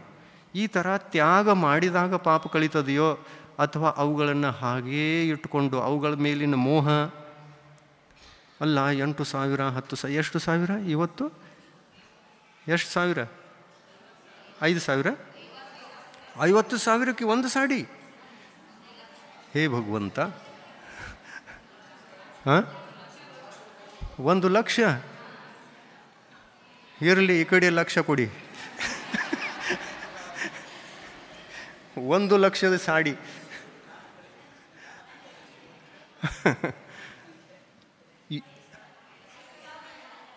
ಇದರಿಂದ 5,000ದಿಂದ 1 ಲಕ್ಷದ ಬೆಲೆಯುಳ್ಳ ಸಾಡಿಗಳಿವೆ. ಓಹೋ, ಸಾವುಕಾರ ಮನೆಯಲ್ಲಿ ಇದ್ದಿರ್ಬೋದು.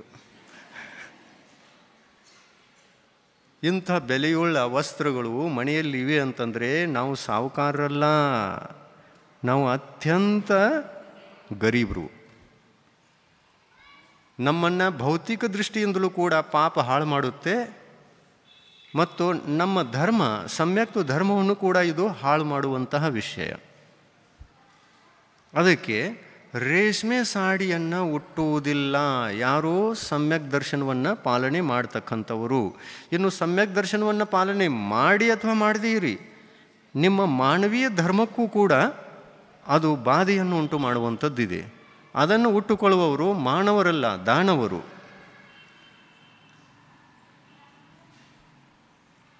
ತಿಳಿತಾ?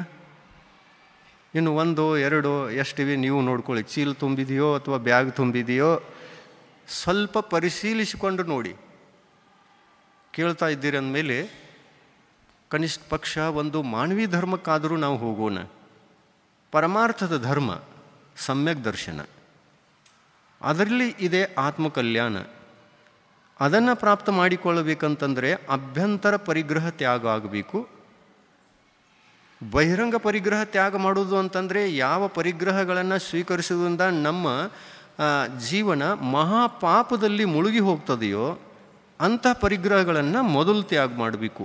ಅಂದರೆ ರೇಷ್ಮೆ ವಸ್ತ್ರ, ಚರ್ಮದ ವಸ್ತ್ರಗಳನ್ನು, ಇವುಗಳನ್ನು ಮೊದಲು ತ್ಯಾಗ ಮಾಡಬೇಕು. ಇನ್ನು ಉದ್ಯೋಗದಲ್ಲಿ ಅಂತಹ ಸಂಘೀ ಪಂಚೇಂದ್ರಿಯ ಯಾವ ಪ್ರಾಣಿಗಳಿವೆ ಅಂಥ ಪ್ರಾಣಿಗಳನ್ನು ವ್ಯಾಪಾರ ಉದ್ಯೋಗ ಮಾಡಬಾರ್ದು. ಸಾಕಬಹುದು, ವ್ಯಾಪಾರ ಉದ್ಯೋಗ ಮಾಡಬಾರ್ದು, ಕತ್ತಲಖಾನೆಗೆ ಹೋಗಬಾರ್ದು. ಇಂಥ ದಯಾಭಾವ ನಮ್ಮಲ್ಲಿ ಇರಬೇಕು. ಮತ್ತು ಜೈನರು ಕುರಿಗಳನ್ನು ಸಾಕೋಲ್ಲ, ಆಡುಗಳನ್ನು ಸಾಕೋಲ್ಲ. ಯಾಕೆ ಸಾಕುವುದಿಲ್ಲ? ಸಾಕುವಂಥ ಅವಶ್ಯಕತೆ ಇಲ್ಲ. ಏಕೆಂದರೆ ಹಾಲು ಯಾವುದರಿಂದ ಸಿಗ್ತದೆ? ಎಮ್ಮೆಯಿಂದ ಅಥವಾ ಹಸುವಿನಿಂದ. ಈ ಎರಡರಲ್ಲಿ ಯಾವುದು ಉತ್ತಮ? ಹಸುವಿನ ಹಾಲು ಉತ್ತಮ. ಹಸುವಿನ ಹಾಲಿನಲ್ಲಿ ಎಲ್ಲ ಥರದ ಔಷಧಿ ಗುಣಗಳಿವೆ. ಹಸುವಿನ ಹಾಲು ಅಂತಂದರೆ ಮಹಾ ಔಷಧಿ ಶರೀರಕ್ಕೆ. ನಮ್ಮ ಬುದ್ಧಿಯನ್ನು ಬೆಳೆಸಿಕೊಳ್ಳಲಿಕ್ಕೆ, ಬುದ್ಧಿ ಬೆಳವಣಿಗಾಗಿ ಮತ್ತು ಶರೀರದಲ್ಲಿ ಪ್ರಮಾದ ಬರಬಾರದು, ಬುದ್ಧಿ ಚುರುಕ್ತನ ಇರಬೇಕು ಅನ್ನುವಂಥದ್ದಕ್ಕೆ ಹಸುವಿನ ಹಾಲು ಅತಿ ಉತ್ತಮ. ಈ ಹಸುವಿನ ಹಾಲನ್ನು ಉಪಯೋಗಿಸಬೇಕು. ಎಲ್ಲರೂ ಒಂದೊಂದು ಹಸುವನ್ನು ಸಾಕಿದ್ರಿ ಅಂತಂದರೆ ಅದಕ್ಕೆ ಇರುವಂತಹ ಎಷ್ಟು ಮಹತ್ವ ಇದೆ ಅಂತಂದರೆ, ಒಂದು ಹಸುವಿನಿಂದ ಬರುವಂತಹ ಮೂತ್ರ, ಅದರ ಗೊಬ್ಬರ, ಇದನ್ನು ನೀವು ಬೆಳೆಗೆ ಹಾಕಿದ್ರಿ ಮತ್ತು ನೀವು ಬೆಳೆಸುವಂತಹ ಕಾಯಿಪಲ್ಯಗಳಿಗೆ ಹಾಕಿದ್ರಿ ಅಂತಂದರೆ ನಿಮಗೆ ಯಾವ ರೋಗಗಳು ಕೂಡ ಬರುವುದಿಲ್ಲ. ಒಳ್ಳೆಯ ಆಹಾರವನ್ನು ಸೇವಿಸಲಿಕ್ಕೆ ಸಾಧ್ಯತೆ ಇದೆ. ಬೆಳೆಗೆ ಒಂದು ಹಸು 1 ಎಕರೆ ಬೆಳೆಯನ್ನು ಬೆಳಿಬೇಕು ಅಂತಂದರೆ 1 ಹಸುವಿನ ಗೊಬ್ಬರ ಮತ್ತು ಮೂತ್ರ ಸಾಕಾಗುತ್ತೆ.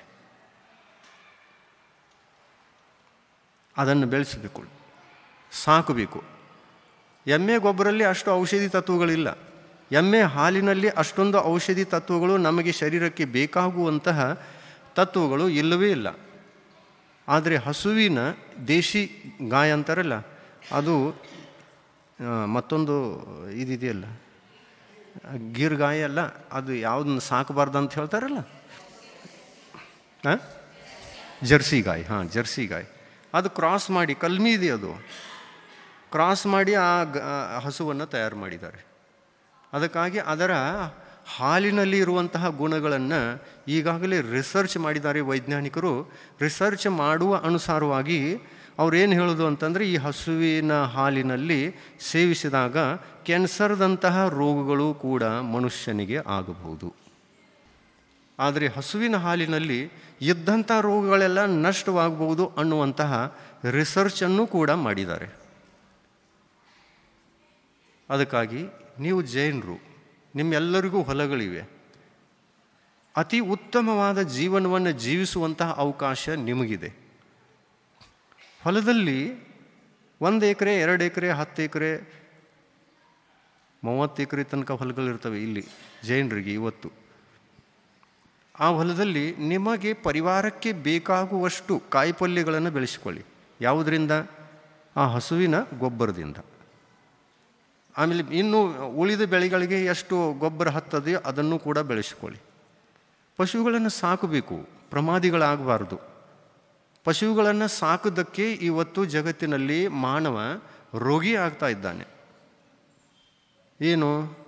ಒಂದು ಯೂರಿಯಾ ಗೊಬ್ಬರ ಮನೆಯಲ್ಲಿ ಇಟ್ಕೊಂಡ್ರೆ ಸಾಕು, ಅದನ್ನು ಸ್ವಲ್ಪ ಸಿಂಪಡಿಸಿದರೆ ಸಾಕು, ಮುಗೀತು, ಇಷ್ಟೇ, ಅದರಿಂದ ಬೆಳೆ ಬರ್ತದೆ. ಆದರೆ ನಮ್ಮ ಭೂಮಿ ಬಂಜರಾಗ್ತದೆ, ವಿಷಮಯ ಆಗ್ತದೆ, ಕೆಮಿಕಲ್ ಕೂಡಿಬಿಟ್ಟು ನಮ್ಮ ಜಮೀನು ಹಾಳಾಗ್ತದೆ ಅನ್ನುವಂಥದ್ದು ಈಗ ಗೊತ್ತಾಗ್ತದೆ. ಮೊದಲು ಗೊತ್ತಾಗಲಿಲ್ಲ, ಈಗ ಕಡಿಮೆ ಮಾಡ್ತಾ ಇದ್ದಾರೆ. ಮೊದಲು ಭಾಳ ಹಾಕಿದ್ರು, ಭಾಳ ಹಾಕಿ ಹಾಕಿ ಹಾಕಿ ಹೊಲಗಳೆಲ್ಲ ಸುಟ್ಟು ಹೋದು. ಅದರೊಳಗಿರ್ತಕ್ಕಂಥ ಶಕ್ತಿ, ಬೆಳೆಗೆ ಕೊಡುವಂತಹ ಶಕ್ತಿ ಎಲ್ಲ ಹಾಳಾಯಿತು. ಆವಾಗ ಗೊತ್ತಾಯಿತು ಈ ಫರ್ಟಿಲೈಸರ್ ಭಾಳ ಕೆಟ್ಟದ್ದಿದೆ ಅಂತ. ಈಗ ಕಡಿಮೆ ಮಾಡ್ತಾ ಇದ್ದಾರೆ. ಈಗ ಕಡಿಮೆ ಆಗಬೇಕು ಅಂತಂದರೆ ಹೆಚ್ಚಿನ ಪ್ರಮಾಣದಲ್ಲಿ ಪಶುಗಳನ್ನು ಸಾಕಲೇಬೇಕು. ಹಾಲಕ್ಕಾಗಿ ಸಾಕಿ ಅಥವಾ ಗೊಬ್ಬರಕ್ಕಾಗಿ ಸಾಕಲೇಬೇಕು.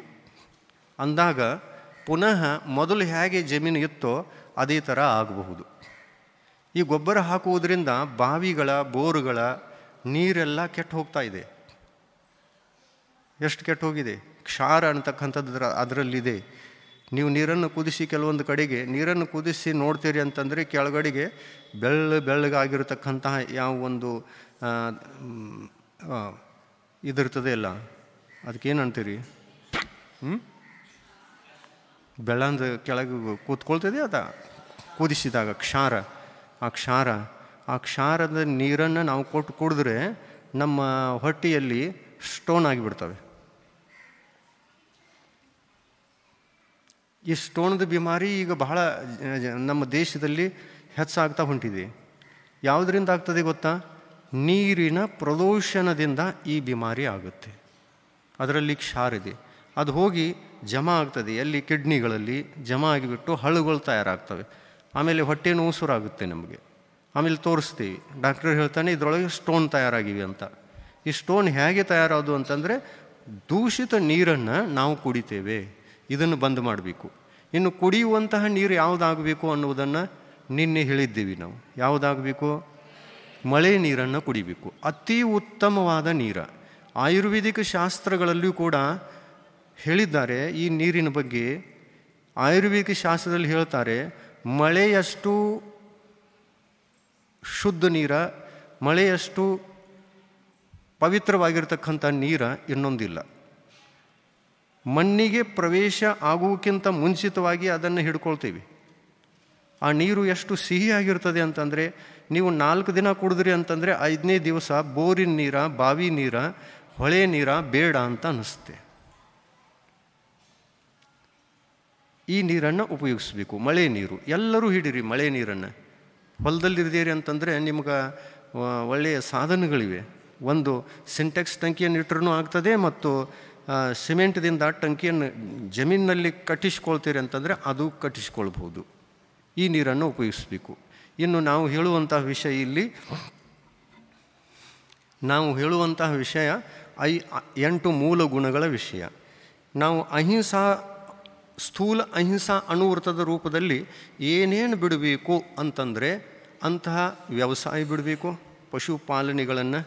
ಪಶುಗಳನ್ನು ಪಾಲಿಸಬಾರ್ದು, ಅವುಗಳನ್ನು ಮಾರಬಾರ್ದು ಅನ್ನುವಂಥದ್ದನ್ನು ತ್ಯಾಗ ಮಾಡಬೇಕು.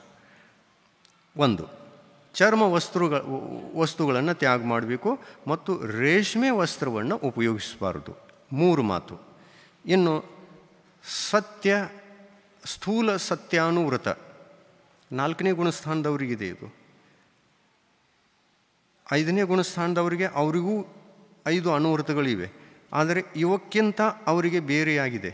ಇವುಗಳಲ್ಲಿ ಮತ್ತು ಅವುಗಳಲ್ಲಿ ಇರುವಂಥ ವ್ಯತ್ಯಾಸ ಏನು ಅಂತಂದರೆ, ಅದಕ್ಕಿಂತ ಸ್ಥೂಲವಾದ ಹಿಂಸೆಯ ತ್ಯಾಗ ಇಲ್ಲಿದೆ 4ನೇ ಗುಣಸ್ಥಾನದಲ್ಲಿ, ಮತ್ತು ಇದಕ್ಕಿಂತ ವಿಶೇಷವಾಗಿರತಕ್ಕಂಥ ಹಿಂಸೆಯ ತ್ಯಾಗ ಆ ಮೇಲೆ ಇರತಕ್ಕಂಥ 5 ಅಣುವೃತಗಳು, 3 ಗುಣವೃತಗಳು, 4 ಶಿಕ್ಷಾವೃತಗಳು ಅನ್ನುವಂಥ ಆ 12 ವೃತಗಳಲ್ಲಿಯ ಮೊದಲನೆಯ 5 ಅಣುವೃತಗಳಲ್ಲಿ ಇದಕ್ಕಿಂತ ಸ್ವಲ್ಪ ಹಿಂಸೆಯನ್ನು ಕಮ್ಮಿ ಮಾಡಿಕೊಳ್ಳುವುದಕ್ಕೆ ನಾವು ಅದಕ್ಕೂ ಕೂಡ ಸ್ಥೂಲ ಅಣುವೃತ ಅಂತೀವಿ.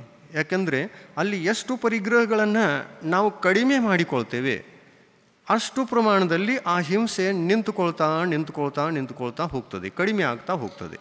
ಆದರೂ ಕೂಡ ಅಣುವೃತ ಎಲ್ಲಿವರೆಗೆ ನಾವು ಸಂಪೂರ್ಣವಾಗಿ ಅವುಗಳನ್ನು ತ್ಯಾಗ ಮಾಡುವುದಿಲ್ಲೋ ಅಲ್ಲಿ ತನಕ ನಮ್ಮ ಬದುಕಿನಲ್ಲಿ ಜೀವಹಿಂಸೆ ಇದ್ದೇ ಇರ್ತದೆ. ಈ ಜೀವಹಿಂಸೆಯನ್ನು ಕಡಿಮೆ ಮಾಡಿಕೊಳ್ಳುವುದಕ್ಕಾಗಿ ಪರಿಗ್ರಹವನ್ನು ಕಡಿಮೆ ಮಾಡಿಕೊಳ್ತೇವೆ. 5 ಪಾಪಗಳಲ್ಲಿ ಎಲ್ಲಕ್ಕಿಂತ ದೊಡ್ಡ ಪಾಪ ಯಾವುದು? ಪರಿಗ್ರಹ. ಹಿಂಸೆ, ಅಸತ್ಯ, ಕಳುವು, ಕುಶೀಲ ಮತ್ತು ಪರಿಗ್ರಹ ಅಂತನ್ನುವಾಗ ಹಿಂಸೆ ಇದು ದೊಡ್ಡ ಪಾಪ ಅಲ್ಲ. ಹಿಂಸೆ ಯಾವುದರಿಂದ ಆಗ್ತದೆಯೋ ಅದು ದೊಡ್ಡ ಪಾಪ. ಪರಿಗ್ರಹದಿಂದ ಆಗ್ತದೆ. ನಮ್ಮಲ್ಲಿ ಎಷ್ಟು ಪರಿಗ್ರಹ ಇದೆ ಅಷ್ಟೇ ಪ್ರಮಾಣದಲ್ಲಿ ಹಿಂಸೆ ಇದೆ. ಎಷ್ಟು ಪರಿಗ್ರಹವನ್ನು ಕಮ್ಮಿ ಮಾಡಿಕೊಂಡಿದ್ದೇವೆ ಅಷ್ಟೇ ಪ್ರಮಾಣದಲ್ಲಿ ನಾವು ಅಹಿಂಸಾ ಧರ್ಮವನ್ನು ಆಚರಿಸ್ತಾ ಇದ್ದೇವೆ. ಎಷ್ಟು ಉಳಿದಿದೆ ಅಷ್ಟು ಹಿಂಸೆ ಇದ್ದೇ ಇದೆ. ಎಷ್ಟನ್ನು ತ್ಯಾಗ ಮಾಡಿದ್ದೇವೆ ಅಷ್ಟು ಪ್ರಮಾಣದಲ್ಲಿ ಅಹಿಂಸಾ ಧರ್ಮ ನಮ್ಮ ಜೀವನಕ್ಕೆ ಬಂದಿದೆ. ಅದಕ್ಕಾಗಿ ನಾವು ಪರಿಗ್ರಹ ಸಂಬಂಧಿ ಯಾವ ಹಿಂಸೆಯನ್ನು ಕಡಿಮೆ ಮಾಡಿಕೊಳ್ತೀವಲ್ಲ, ಅದಕ್ಕಾಗಿ 2ನೇ ಪ್ರತಿಮೆಯಲ್ಲಿ 5 ಅಣುವೃತಗಳನ್ನೇನು ವಿಧಿಸಿದ್ದಾರೆ ಆ 5 ಅಣುವೃತಗಳಲ್ಲಿ ಅಹಿಂಸಾ ಅಣುವೃತದಲ್ಲಿ ನಾವು ಪರಿಗ್ರಹವನ್ನು ತ್ಯಾಗ ಮಾಡ್ತಾ ಈ ಅಹಿಂಸಾ ಅಣುವೃತವನ್ನು ಪುಷ್ಟಗೊಳಿಸ್ತೀವಿ. ಆಮೇಲೆ ಈ 5ನೇ ಗುಣಸ್ಥಾನದ ಅಣುವೃತಗಳನ್ನು ಲಕ್ಷ್ಯ ಕೊಟ್ಟು ಕೇಳಿ, ಒಳ್ಳೆಯದಾಗಿ ಹೇಳ್ತಾ ಇದ್ದೀವಿ. 5ನೇ ಗುಣಸ್ಥಾನದ ಈ ಅಣುವೃತಗಳನ್ನು ಪುಷ್ಟಿ ಮಾಡ್ತಾ ಪರಿಗ್ರಹ ಕಮ್ಮಿ ಆಗ್ತಾ ಹೋಗ್ತದೆ. ಎಷ್ಟು ಪರಿಗ್ರಹ ಕಮ್ಮಿ ಆಯಿತು ಅಷ್ಟೇ ಪ್ರಮಾಣದಲ್ಲಿ ಅಹಿಂಸಾ ಅಣುವೃತ ಪುಷ್ಟ ಆಯಿತು. ಇನ್ನು ಒಂದು ದಿನ ಪರಿಗ್ರಹ ಎಲ್ಲ ಕಡಿಮೆ ಆಯಿತು ಅಂತಾಗ ಅಂತಿಮ ಪರಿಗ್ರಹ ಯಾವುದು ಉಳಿಯಿತು? ಅಂತಿಮ ಬಟ್ಟೆ ಉಳಿಯಿತು. ಆ ಬಟ್ಟೆಯ ಸೌಭಾಗ್ಯ ನೋಡಿ, ಎಲ್ಲ ಪರಿಗ್ರಹ ಹೋದರೂ ಕೂಡ ತಾನು ಉಳ್ಕೊಂಡಿದೆ. ಮನುಷ್ಯನ ಜೀವನದಲ್ಲಿ ಮುನಿ ದೀಕ್ಷೆಯನ್ನು ತಕ್ಕೊಳ್ತೀವಿ ಅಂತಂದ್ರೂ ಕೂಡ ಎಲ್ಲ ಪರಿಗ್ರಹಗಳು ಮನೆಯಲ್ಲಿ ಉಳಿದುಕೊಳ್ತವೆ. ಆದರೆ ಬಟ್ಟೆ ಜೊತೆಯಲ್ಲಿ ಬರ್ತದೆ, ಸ್ಟೇಜಿದ ಮೇಲೆ ಹೋಗ್ತದೆ, ದೀಕ್ಷಾ ತಗೊಳ್ಳೋ ತನಕ ಇರ್ತದೆ. ಅದು ದೀಕ್ಷಾ ಯಾವ ಕ್ಷಣದಲ್ಲಿ ತಗೋತೀವಲ್ಲ ಅದನ್ನು ನಮ್ಮನ್ನು ಬಿಟ್ಟು ಹೋಗುತ್ತೆ. ಬಟ್ಟೆಯ ಸೌಭಾಗ್ಯ. ಬಟ್ಟೆಯಿಂದಲೇ ಪಾಪ ಇದೆ, ಬಟ್ಟೆಯಿಂದಲೇ ದೊಡ್ಡದಾಗಿರತಕ್ಕಂತಹ ಧರ್ಮದ ಪಾಲನೆಯೂ ಕೂಡ ಇದೆ. ಧರ್ಮವನ್ನು ರಕ್ಷಿಸುವುದು ಕೂಡ ಬಟ್ಟೆ, ಧರ್ಮವನ್ನು ನಶಿಸುವುದು ಕೂಡ ಬಟ್ಟೆ. ಅದು ಹೇಗೆ? ಬಟ್ಟೆ ಇದ್ದಾಗ ಹಿಂಸೆ ಆಗುತ್ತೆ, ಜೀವ ಹಿಂಸೆ ಆಗ್ತದೆ, ಸರಿ. ಇದರಿಂದ ಅಹಿಂಸಾ ಧರ್ಮ ನಾಶವಾಯಿತು. ಇನ್ನು ಧರ್ಮವನ್ನು ರಕ್ಷಿಸ್ತದೆ ಅಂತಂದರೆ ಯಾವ ಥರ?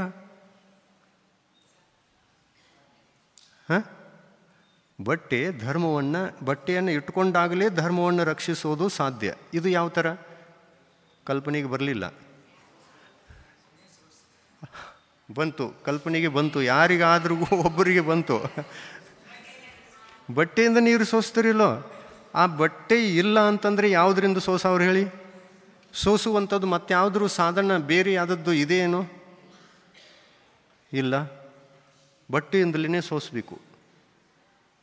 ತಾರುಗಳು ಜಾಳಿಗೆಯಿಂದ ಸೋಸ್ತೀರೇನೋ? ಪ್ಲಾಸ್ಟಿಕ್ದಿಂದ ಸೋಸ್ತೀರೇನು? ಯಾವುದರಿಂದೂ ಸೋಸಲಿಕ್ಕೆ ಬರೋಲ್ಲ. ನಾವು ನೀರನ್ನು ಸೋಸಬೇಕು, ತ್ರಸಜೀವಿಗಳನ್ನು ರಕ್ಷಣೆ ಮಾಡಬೇಕು, ಅವುಗಳಿಗೆ ಪ್ರಾಣದಾನ ಕೊಡಬೇಕು, ಆ ಧರ್ಮವನ್ನು ಪಾಲಿಸಬೇಕು ಅಂತಂದರೆ ಬಟ್ಟೆಯೇ ಬೇಕು. ಅದಕ್ಕಾಗಿ ವಸ್ತ್ರ ಪರಿಗ್ರಹ ಅಂತಕ್ಕಂಥದ್ದು ಇದು ಭಾಗ್ಯಶಾಲಿನೂ ಇದೆ ಮತ್ತು ದುರ್ಭಾಗ್ಯವೂ ಇದೆ. ದುರ್ಭಾಗ್ಯ ಏನು ಅಂತಂದರೆ ಎಲ್ಲ ಪರಿಗ್ರಹ ಬಿಟ್ಟು ಹೋಯಿತು, ಮನೆಯಲ್ಲಿ ಬಿಟ್ಟು ಹೋದರೂ ಇದು ಬೆನ್ನಟ್ಟುಕೊಂಡು ಬಂತು, ಸ್ಟೇಜ್ ತನಕ ಬಂತು, ಸ್ಟೇಜಿದ ಮೇಲೆ ಏರಿದರೂ ಕೂಡ ನಾವು ದೀಕ್ಷೆಯನ್ನು ತಕ್ಕೊಳ್ಳುವಾಗಲೂ ಕೂಡ ಅದು ಇದೆ ಮೈ ಮೇಲೆ. ಯಾವಾಗ ಹೋಯಿತು? ನೀವು ಈ ಕಡೆ ದೀಕ್ಷಾ ತಗೊಳ್ರಿ, ನೋಡ್ತೀನಿ, ವಿಶ್ವಾಸ ಮಾಡ್ತೀನಿ ನಿಮ್ಮ ಮೇಲೆ. ದೀಕ್ಷಾ ತಗೊಳ್ತಿರೋ ಇಲ್ಲೋ ನೋಡ್ತಿರ್ತದೆ. ಅದು ದೀಕ್ಷಾ ತಗೊಳ್ತೀವಿ ಅಂತಂದರೆ ನಾನು ಹೋಗ್ತೀನಿ ಅಂತ ಹೇಳಿಬಿಟ್ಟು ಸ್ಟೇಜ್ದಿಂದ ಕೆಳಗಿಳಿದು ಬಿಡುತ್ತೆ.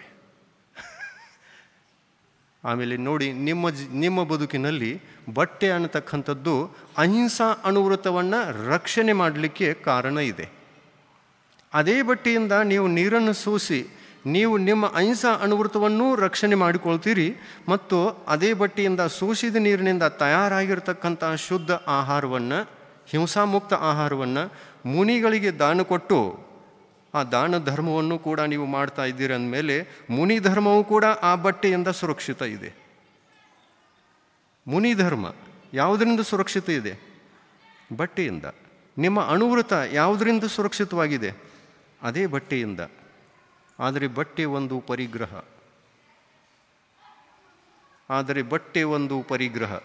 ಪರಿಗ್ರಹ ಪಾಪ. ಅಂತಿಮ ಪಾಪ ಯಾವುದು ಅಂತಂದರೆ ಬಟ್ಟೆ. ಅದಕ್ಕಿಂತ ಮೊದಲಿನ ಪಾಪಗಳು ಎಷ್ಟು ಅಂತಂದರೆ ಹಿಂಸೆ, ಅಸತ್ಯ, ಕಳವು, ಕುಶೀಲ, ಇವು ಪಾಪಗಳು. ಪರಿಗ್ರಹ ಇದ್ದಾಗ ಹಿಂಸೆ ಆಗುತ್ತೆ, ಪರಿಗ್ರಹ ಇದ್ದಾಗ ನಾವು ಅಸತ್ಯವನ್ನು ಮಾತಾಡ್ತೇವೆ, ಪರಿಗ್ರಹ ಇದ್ದಾಗ ಕಳವು ಮಾಡ್ತೇವೆ, ಕಳವು ಮಾಡ್ತಕ್ಕಂತಹ ಭಾವಗಳು ಉಂಟಾಗ್ತವೆ. ಹೋಗಿ ಬಾ. ಪರಿಗ್ರಹ ಇದ್ದಾಗ ಕುಶೀಲ್ ಸೇವನೆ ಆಗುತ್ತೆ. ಪರಿಗ್ರಹ ಎಲ್ಲಿ ಇಲ್ಲವೋ ಅಲ್ಲಿ ಈ 4 ಪಾಪಗಳು ಇಲ್ಲ. ಈ 4 ಪಾಪಗಳು ಇಲ್ಲ ಅಂತಂದರೆ ಇದಿಲ್ಲ. ಇದಿದೆ ಅಂತಂದರೆ 4 ಇದೆ. ಇದು ಪರಿಗ್ರಹ ಇದೆ ಅಂತಂದರೆ 4 ಇದೆ, 4 ಇಲ್ಲ ಅಂತಂದರೆ ಪರಿಗ್ರಹನೂ ಇಲ್ಲ. ಅದಕ್ಕಾಗಿ ಹೇಳಿದರು, ಎಲ್ಲಕ್ಕಿಂತ ದೊಡ್ಡದಾದ ಎಲ್ಲ ಹಿಂಸೆಗಳಿಗೆ ಕಾರಣವಾದ ಪರಿಗ್ರಹ ಯಾವುದು ಅಂತ, ಪಾಪ ಯಾವುದು ಅಂತಂದರೆ ಪರಿಗ್ರಹ. ಇದು 5ನೇ ಪಾಪ. 5ನೇ ಪಾಪವೇ ದೊಡ್ಡದು. ಇದಾಯಿತು. ಇನ್ನು ಅಹಿಂಸಾ, ಸ್ಥೂಲ ಅಹಿಂಸಾ ಅನುವೃತ್ತದ ಬಗ್ಗೆ ಹೇಳಿದ್ದೀವಿ. ಸ್ಥೂಲ ಅಸತ್ಯ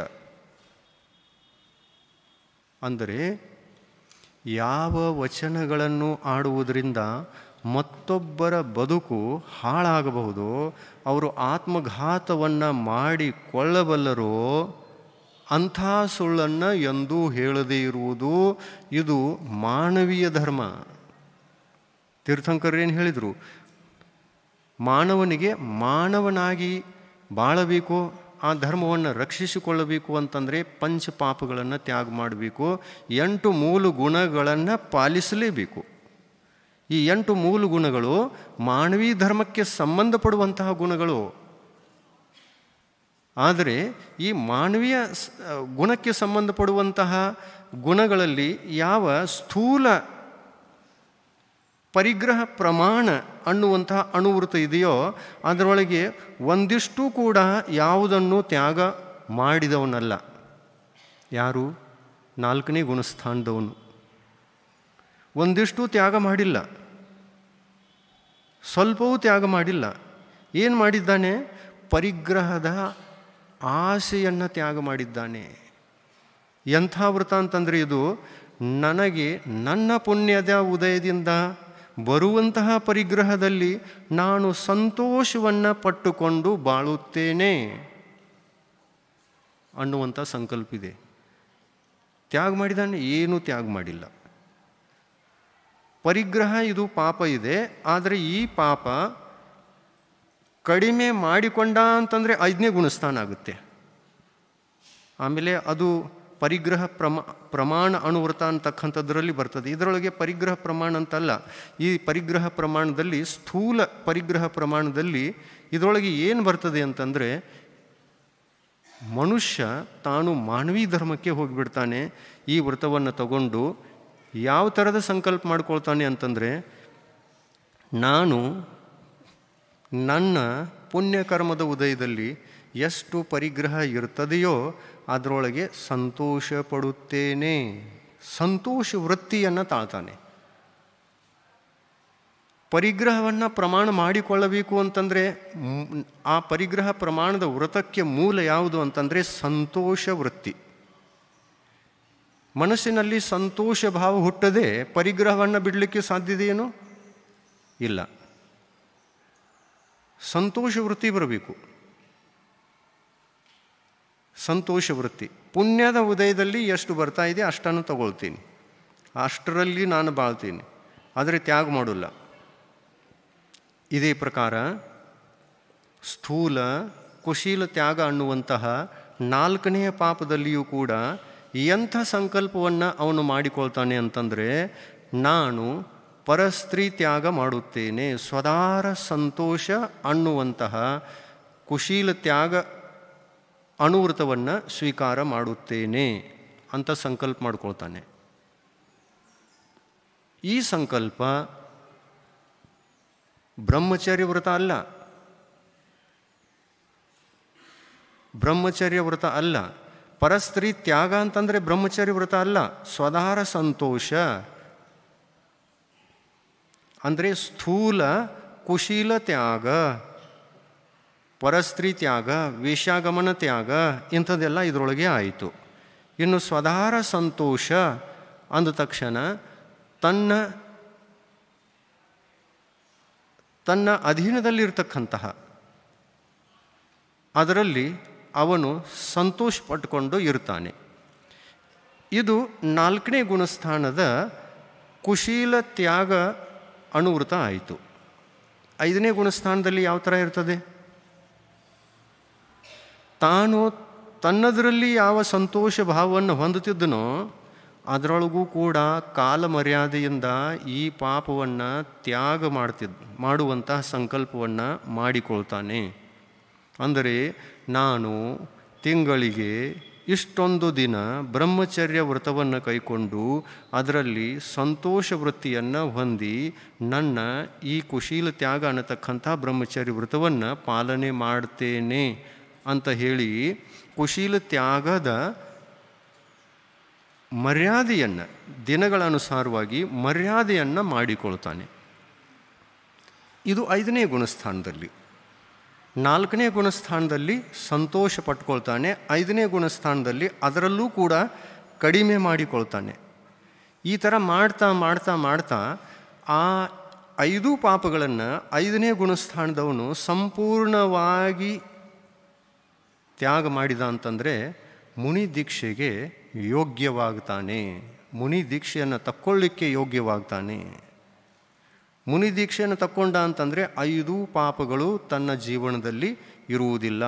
ಆವಾಗ ಈ ಅನುವೃತಗಳನ್ನು ಹೆಚ್ಚಿಸಿಕೊಳ್ತಾ ಕೊಳ್ತಾ ಕೊಳ್ತಾ ಕೊಳ್ತಾ ಯಾವ ಥರದಲ್ಲಿ ಪರಿಗ್ರಹ ಕಮ್ಮಿ ಆಗಿ ಹೋಯಿತೋ ಕೊನೆಯಲ್ಲಿ ವಸ್ತ್ರ ಪರಿಗ್ರಹ ಉಳಿಯಿತು. ಕ್ಷುಲ್ಲಕರಿಗೆ ಐಲಕರಿಗೆ ವಸ್ತ್ರ ಪರಿಗ್ರಹ ಇದೆ. ಪಾತ್ರ ಪರಿಗ್ರಹ ಒಂದು ಕ್ಷುಲ್ಲಕರಿಗೆ ಇರ್ತದೆ. ಐಲಕರಿಗೆ ಒಂದೇ ಒಂದು ವಸ್ತ್ರ ಪರಿಗ್ರಹ. ಆ ವಸ್ತ್ರವು ಹೋಯಿತು ಅಂತಂದರೆ ಮಹಾವೃತಿ ಮುನಿಯಾದ. ಅಂದರೆ ಈ ಅನುವೃತಗಳು ಪಂಚಮ ಗುಣಸ್ಥಾನದ ಯಾವ ಅನುವೃತಗಳಿವೆ ಆ ಅನುವೃತಗಳು ಯಾವುದಕ್ಕಾಗಿವೆ, ಯಾವ ಉದ್ದೇಶದಿಂದ ಇವೆ ಅಂತಂದರೆ ಮಹಾವ್ರತಗಳ ಕಡೆಗೆ ಹೋಗುವ ಉದ್ದೇಶದಿಂದ ಇದೆ.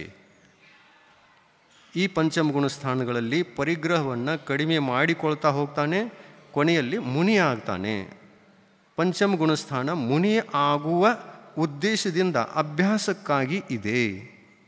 ಅನುವ್ರತಗಳನ್ನು ಅಭ್ಯಾಸ ಮಾಡಿದವನೇ ಮಹಾವ್ರತಿ ಆಗ್ತಾನೆ ಅನ್ನುವಂತಹ ವಿಧಾನ. ಇನ್ನು 5ನೇ ಗುಣಸ್ಥಾನಕ್ಕೆ ಹೋಗುವವನು ಆ 5ನೇ ಗುಣಸ್ಥಾನಕ್ಕೆ ನಾವು ಹೋಗಬೇಕು ಅಂತಂದರೆ ಪಂಚಪಾಪಗಳ ರೂಪದಲ್ಲಿ ಇವನು ಯಾವ ಥರದಿಂದ ಅಭ್ಯಾಸ ಮಾಡಿಕೊಳ್ತಾನೆ ಅಂತಂದರೆ ಮಾನವೀಯ ಧರ್ಮಕ್ಕೆ ಸಂಬಂಧಪಡುವಂತಹ ಗುಣಗಳಲ್ಲಿ ಶ್ರದ್ಧೆಯನ್ನು ತಾಳಿ ದಾನವೀಯ ವೃತ್ತಿಯನ್ನು ತ್ಯಾಗ ಮಾಡ್ತಾನೆ. ಇಲ್ಲಿ ದಾನವೀಯ ವೃತ್ತಿ ತ್ಯಾಗ ಆಯಿತು. ಮಾನವನಾದ ಯಾವನು ಮಾನವನಾಗಿದ್ದಾನೆಯೋ ಅವನಿಗೆ ಸಮ್ಯಕ್ತವನ್ನು ಧಾರಣ ಮಾಡಲಿಕ್ಕೆ ಪಾತ್ರತೆ ಉತ್ಪನ್ನ ಆಗುತ್ತೆ, ಅವನಲ್ಲಿ ಆ ಪಾತ್ರತೆ ಬರುತ್ತದೆ. ಇನ್ನು ಯಾವನು ಮಾನವ ಧರ್ಮವನ್ನು ಸ್ವೀಕರಿಸಿದ್ದಾನೆ ಅವನೇ ಸಮ್ಯಕ್ ದೃಷ್ಟಿಯಾಗಲಿಕ್ಕೆ ಯೋಗ್ಯ. ಮತ್ತು ಯಾವನು ಸಮ್ಯಕ್ ದೃಷ್ಟಿಯಾಗಿದ್ದಾನೆಯೋ ಅವನು 4ನೇ ಗುಣಸ್ಥಾನದವನು. ಇನ್ನು 4ನೇ ಗುಣಸ್ಥಾನದವನು ಇವೇ ಪಾಪಗಳನ್ನು ಇನ್ನಿಷ್ಟು ಕಡಿಮೆ ಮಾಡಿಕೊಳ್ಳುವಂತಹ ಭಾವ ಬಂತು ಅಂತಂದರೆ ಮಾಡಿಕೊಳ್ಳಬಹುದು. ಒಮ್ಮೆ ಮಾಡಿಕೊಳ್ಬೋದೋ ಅಥವಾ ಕ್ರಮದಿಂದ ಮಾಡಬಹುದೋ ಅನ್ನುವಂಥ ಪ್ರಶ್ನೆ ಮುಂದಿರುತ್ತದೆ. ನಾನು ಒಂದೇ ಸಲ ಒಟ್ಟಿಗೆ ಒಮ್ಮೆ ಮಾಡಿಕೊಳ್ತೇನೆ ಅಂತಂದರೆ ಅವನೇನು ಮಾಡ್ತಾನೆ, ನೇರವಾಗಿ ಮುನಿದೀಕ್ಷೆಯನ್ನು ತಕ್ಕೊಳ್ತಾನೆ. ಅಂದರೆ ಅವನು 4ನೇ ಗುಣಸ್ಥಾನದಿಂದ ನೇರವಾಗಿ 6ನೇ ಗುಣಸ್ಥಾನಕ್ಕೆ ಹೋಗಿಬಿಡುತ್ತಾನೆ, 7ನೇ ಗುಣಸ್ಥಾನಕ್ಕೆ ಹೋಗಿಬಿಡ್ತಾನೆ. ದೀಕ್ಷಾ ತಕ್ಕೊಂಡಾಗ 6ನೇ ಗುಣಸ್ಥಾನ ಆಗೋಲ್ಲ, ಸೀದಾ 4ರಿಂದ 7ಕ್ಕೆ ಹೋಗ್ತಾನೆ, ಆಮೇಲೆ 6ರಲ್ಲಿ ಬರ್ತಾನೆ. ದೀಕ್ಷಾ ತಗೊಳ್ತಕ್ಕಂಥ ಭಾವ ಯಾಕೆಂದರೆ ಅಪ್ರಮತ್ತ, ಪ್ರಮಾದವಿಲ್ಲ. ಕಷಾಯಗಳ ಅತ್ಯಂತ ಮಂದ ಅವಸ್ಥೆ ಉಂಟು, ಕಷಾಯಗಳ ಮಂದ ಅವಸ್ಥೆ ಇದೆ. ಆದ ಕಾರಣ ದೀಕ್ಷಾ ತಗೊಳ್ತಕ್ಕಂಥವರು ಅಪ್ರಮತ್ತ ಭಾವದಿಂದ ದೀಕ್ಷಾ ತಗೊಳ್ತಾರೆ. ಆದ್ದರಿಂದ 7ನೇ ಗುಣಸ್ಥಾನಕ್ಕೇ ಹೋಗ್ತಾರೆ, ಆಮೇಲೆ 6ನೇ ಗುಣಸ್ಥಾನ, ಆಮೇಲೆ 6ನೇ 7ನೇ 6ನೇ 7ನೇ ನಿರಂತರವಾಗಿ ಈ ಗುಣಸ್ಥಾನ 6ನೇ 7ನೇ ಆಗ್ತಾ ಇರ್ತದೆ. ಈ ಥರದಲ್ಲಿ ಜೈನ ಧರ್ಮದಲ್ಲಿ ಇರತಕ್ಕಂಥ ಈ ತತ್ವಗಳ ಉಪದೇಶವನ್ನು ತೀರ್ಥಂಕರರು ಮಾಡಿದ್ದಾರೆ. ಇವುಗಳನ್ನು ನಾವು ತಿಳಿದುಕೊಳ್ತಾ ಇದ್ದೇವೆ. ಪ್ರತಿಯೊಂದು ವಿಷಯ ಬಹಳ ಆಳವಾಗಿ ಸೂಕ್ಷ್ಮವಾಗಿ ಗೊತ್ತಾಗ್ತಾ ಹೋಗ್ತಾ ಇದೆ. ಜೈನ ಧರ್ಮದ ತತ್ವಜ್ಞಾನ, ಧರ್ಮಜ್ಞಾನ, ವ್ರತಗಳ ಜ್ಞಾನ ಎಲ್ಲ ಗೊತ್ತಾಗ್ತಾ ಹೋಗ್ತಾ ಇದೆ. ಅಂದಾಗ ನಾವು ಇವತ್ತು ತಿಳಿದುಕೊಳ್ತಕ್ಕಂಥ ವಿಷಯ ಪಾತ್ರರದ್ದಿತ್ತು ಮತ್ತು ಎಲ್ಲೋ ಹೋಯ್ತಲ್ಲ, ಇದೊಂದು ಬೇಸ್ ತಯಾರಾಯಿತು. ಪಾತ್ರರು ಅವರನ್ನು ತಿಳಿದುಕೊಳ್ಳೋದಕ್ಕಿಂತ ಮುಂಚೆ ನಮಗೆ 4ನೇ ಗುಣಸ್ಥಾನದ ಆಚಾರ ವಿಚಾರ ಏನು ಅನ್ನೋದು ಗೊತ್ತಾಗಬೇಕಲ್ಲ. ಅದಕ್ಕಾಗಿ ದಾನ ಮಾಡುವಂತಹ ಶ್ರಾವಕರು 4ನೇ ಗುಣಸ್ಥಾನದವರು ಆಗಿರ್ತಾರೆ, 5ನೇ ಗುಣಸ್ಥಾನದವರು ಆಗಿರ್ತಾರೆ. ಪ್ರತಿಮಾಧಾರಿಗಳಿಗೂ ಕೂಡ ಸತ್ಪಾತ್ರ ದಾನವನ್ನು ಮಾಡ್ತಾರೋ ಅಥವಾ ಇಲ್ಲ. ಆಮೇಲೆ ಸ್ವತಃ ಅವರು ದಾನವನ್ನು ಮಾಡುವಾಗ ದಾತೃಗಳು ಮತ್ತು ದಾನವನ್ನು ಪಡೆದುಕೊಳ್ಳುವಾಗ ಸ್ವೀಕಾರ ಮಾಡುವಾಗ ಪಾತ್ರರು ಅಂತ ಅನಿಸ್ಕೊಳ್ತಾರೆ. ಸ್ವೀಕಾರ ಮಾಡುವಾಗ ಎಂಥ ಪಾತ್ರರು? 5ನೇ ಗುಣಸ್ಥಾನದವರು, ಮಧ್ಯಮ ಸುಪಾತ್ರರು. 4ನೇ ಗುಣಸ್ಥಾನದವರು ದಾನವನ್ನು ಮಾಡ್ತಾ ಇದ್ದಾರೆ ಅಥವಾ ದಾನವನ್ನು ತಗೊಳ್ತಾ ಇದ್ದಾರೆ. ತಗೊಳ್ಳುವಾಗ ಎಂಥ ಪಾತ್ರರು? ಜಗಣ್ಯ ಸುಪಾತ್ರರು. 4ನೇ ಗುಣಸ್ಥಾನ ಇದೆ, ಜಗಣ್ಯ ಸುಪಾತ್ರರು. 4ನೇ ಗುಣಸ್ಥಾನದಲ್ಲಿ ಇರತಕ್ಕಂತಹ ಶ್ರಾವಕನಿಗೆ 7 ವ್ಯಸನಗಳಿರಬಾರದು, 5 ಮಾನವೀಯ ಧರ್ಮಕ್ಕೆ ಸಂಬಂಧಪಡುವಂತಹ 5 ಮಹಾಪಾಪಗಳು ಇರಬಾರದು. ಮತ್ತೇನಿರಬಾರದು? ಮದ್ಯ, ಮಾಂಸ, ಮಧು, ಪಂಚ ಅನುವೃತಗಳು ಮತ್ತು 3 ಮಕಾರ ತ್ಯಾಗ. ಮದ್ಯ ತ್ಯಾಗ, ಮಾಂಸ ತ್ಯಾಗ, ಮಧು ತ್ಯಾಗ. ಮಾಂಸವನ್ನು ಸೇವಿಸಿ ಯಾರಾದರೂ ಸಮ್ಯಕ್ತವನ್ನು ಧಾರಣೆ ಮಾಡಬಹುದೇ? ಸಮ್ಯಕ್ತ ಧರ್ಮವನ್ನು ಜೀವನದಲ್ಲಿ ಅಳವಡಿಸಿಕೊಳ್ಳಲಿಕ್ಕೆ ಸಾಧ್ಯ ಏನು? ಮಾಂಸ ತಿನ್ನುವಾಗ ಇಲ್ಲ. ಮಾಂಸ ತಿನ್ನುವಂಥದ್ದು ಮಹಾಪಾಪ, ಸ್ಥೂಲ ಪಾಪ, ಸೂಕ್ಷ್ಮ ಅಲ್ಲ, ಸ್ಥೂಲ ಪಾಪ. ಶರಿ ಕುಡಿಯುವಂಥದ್ದು, ಶರಿಯೂ ಕೂಡ ಮಹಾಹಿಂಸೆಗೆ ಕಾರಣ. ಹೇಳ್ತಾರೆ, ಶರಿ ಕುಡಿಯುವಂತಹ ಮನುಷ್ಯ ಶರಿ ಕುಡಿತಾನೆ ಅಂತಂದರೆ ಎಷ್ಟು ಹಿಂಸೆ ಮಾಡ್ತಾನೆ ಗೊತ್ತಾ? ಅದರಲ್ಲೂ ಕೂಡ ಹಿಂಸೆ ಇದೆ ಅಥವಾ ಇಲ್ಲ? ಇದೆ. ಆ ಹಿಂಸೆಯನ್ನು ತಡೆಗಟ್ಟಬೇಕು ಅನ್ನುವ ಉದ್ದೇಶದಿಂದ ಶರೀ ತ್ಯಾಗ ಇದು ಮಾನವೀಯ ಧರ್ಮ. ಯಾವ ಮನುಷ್ಯ ಶರೀರ ಕುಡಿಯುವುದಿಲ್ಲವೇ ಅವನೇ ಮಾನವ. ಶರೀರ ಕುಡಿತಾನೆ ಅಂತಂದರೆ ದಾನವ, ಮಾಂಸ ತಿಂತಾನೆ ಅಂತಂದರೆ ದಾನವ, ಅಂಡಿ ತಿಂತಾನೆ ಅಂತಂದರೆ ದಾನವ. ಒಂದೊಂದು ಅಂಡಿಯಲ್ಲಿ ಸಂಗಿ ಪಂಚೇಂದ್ರಿಯ ಜೀವ ಸಾಯ್ತದೆ, ಅದು ಯೋನಿಸ್ಥಾನ. ಆ ಅಂಡಿಯಲ್ಲಿಯೇ ಬರುವುದು ಕೋಳಿ ಮರಿ. ಒಂದು ಅಂಡಿಯನ್ನು ತಿಂತೀವಿ ಅಂತಂದರೆ ಅದರೊಳಗೆ ಎಷ್ಟು ಪಾಪ ಗೊತ್ತಾ? ಒಂದು ಕೋಳಿಯನ್ನು ಕೊಂದಂತೆ. ಆಮೇಲೆ ಇವತ್ತಿನ ಒಂದು ವೈಜ್ಞಾನಿಕ ಯುಗದಲ್ಲಿ ಈ ತತ್ತಿಯನ್ನು ಶಾಕಾಹಾರ ಅಂತ ಪ್ರಚಾರ ಮಾಡ್ತಾ ಇದ್ದಾರೆ. ಇತ್ತೀಚೆಗೆ ಬಂತಿದ್ದು, ಮೊದಲು ಇರಲಿಲ್ಲ. ನಮ್ಮ ಭಾರತೀಯ ಸಂಸ್ಕೃತಿಯಲ್ಲಿ ಇದು ಶಾಕಾಹಾರ ಅನ್ನೋಂಥದ್ದು ಇರಲೇ ಇಲ್ಲ. ಪಾಶ್ಚಿಮಾತ್ಯರ ಪ್ರಭಾವ ಬಿದ್ದು ಅದು ಶಾಕಾಹಾರ ಅಂತ ಕುತರ್ಕ ಮಾಡಿ ಅದನ್ನು ಶಾಕಾಹಾರ ಅಂತ ಇದ್ದೀವಿ. ಈಗ ಶಾಕಾಹಾರ ಅಲ್ಲ, ಮೊಟ್ಟೆ ಶಾಕಾಹಾರ. ಹೀಗೆ ಶಾಖಗಳಿಂದ, ಗಿಡ ಮರಗಳಿಂದ ಉತ್ಪನ್ನ ಆಗಿದೆಯೇನು? ಮಾವಿನ ಮರದಲ್ಲಿ ಮಾವಿನಕಾಯಿಗಳು ಹತ್ತುವಂತೆ ಈ ಮೊಟ್ಟೆಗಳು ಯಾವುದಾದ್ರೂ ಗಿಡಗಳ ಮೇಲೆ ಹತ್ತುತ್ತವೇನು? ಇಲ್ಲ ಅಂದಮೇಲೆ ಶಾಕಾಹಾರ ಹೇಗೆ? ಈ ಅಂಡಿ ಎಲ್ಲಿಂದ ಬಂತು? ಕೋಳಿಯ ಗರ್ಭದಿಂದ ಬಂತು. ಈ ಅಂಡಿಯಲ್ಲಿ ಏನು ಹುಟ್ಟುತ್ತದೆ? ಈ ಅಂಡಿಯಲ್ಲಿ ರಸ ಇದೆಯೋ ಅಥವಾ ಕೋಳಿ ಮರಿ ಇದೆಯೋ? ಈ ಅಂಡಿಯಲ್ಲಿ ರಸ ಇರ್ತಿತ್ತು ಅಂತಂದರೆ ಶಾಕಾಹಾರ ಅನ್ಬೋದಾಗಿತ್ತು. ಅದರಲ್ಲಿ ಇರ್ತಕ್ಕಂಥ ರಜವೀರ್ಯಗಳ ಮಿಶ್ರಣಕ್ಕೆ ಶಾಕಾಹಾರ ಅಂತ ಇದ್ದೀವಿ. ಈ ರಜೋ ವೀರ್ಯಗಳ ಮಿಶ್ರಣದ ಯಾವುದೇ ವಸ್ತು ಗಿಡದ ಮೇಲಿಂದ ಬರ್ತದೇನು? ಇಲ್ಲ. ಅದಕ್ಕಾಗಿ ಇದು ಶಾಕಾಹಾರ ಹೇಗೆ?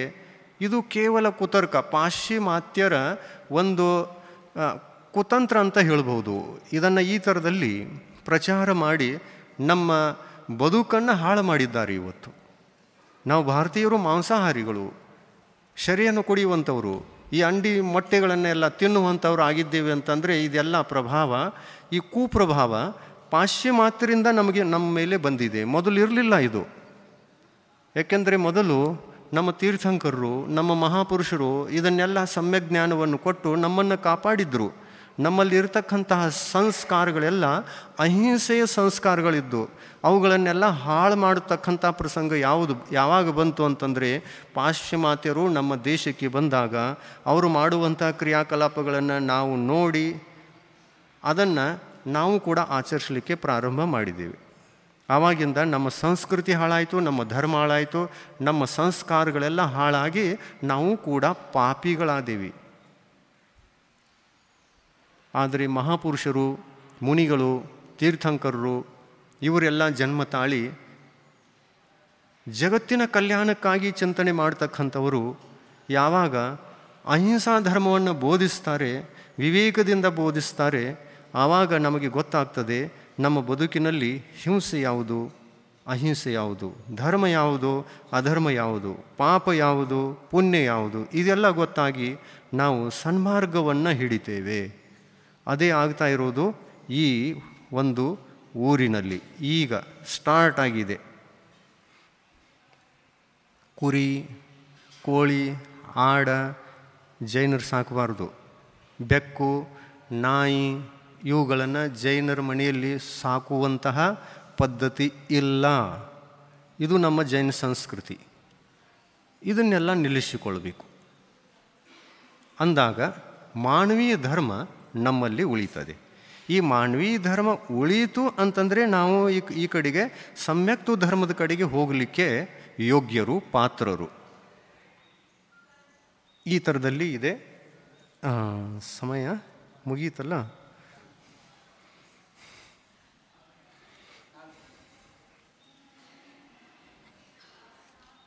ನಾಳೆ ಹೇಳೋಣ. ಅದೇ ಥರ ಆಯಿತು. ನಮಗೆ ಮೊದಲೇ ಹೇಳಿದ್ರು, ನೀವು ಯಾವ ವಿಷಯವನ್ನು ಹೇಳಲಿಕ್ಕೆ ಹೋಗ್ತೀರಿ ಅದು ಹೇಳಲಿಕ್ಕೆ ಸಾಧ್ಯ ಇಲ್ಲ ನೋಡಿ ಅಂತ ಅಂದಿದ್ರು. ಅದೇ ಥರ ಆಯ್ತು ನಮ್ಮದು. ಸಮಯ ಸಾಲಲ್ಲ. 1 ಗಂಟೆ ಕಾಲದಲ್ಲಿ ಏನೂ ಆಗಂಗಿಲ್ಲ. ಸ್ವಲ್ಪ ಡಿಟೇಲ್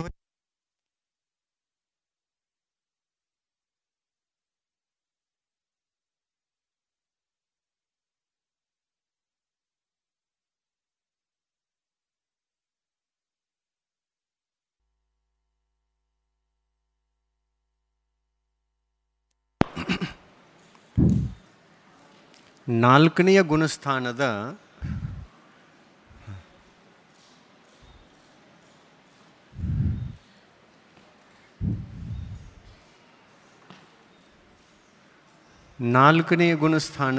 ಶ್ರಾವಕರು ಬಾಹ್ಯ ಪರಿಗ್ರಹವನ್ನು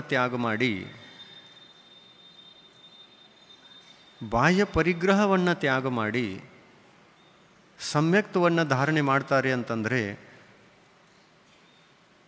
ಬಾಹ್ಯ ಪರಿಗ್ರಹ ತ್ಯಾಗ ಮಾಡುವಂತಹ ಇಲ್ಲಿ ಅವಕಾಶವೇ ಇಲ್ಲ. ಅದಕ್ಕಾಗಿ ನಾಲ್ಕನೇ ಗುಣಸ್ಥಾನದ ಹೆಸರೇ ಅವಿರತ ಸಮ್ಯಕ್ತ. ಅವಿರತ ಅಂತಂದರೆ ವ್ರತರಹಿತ.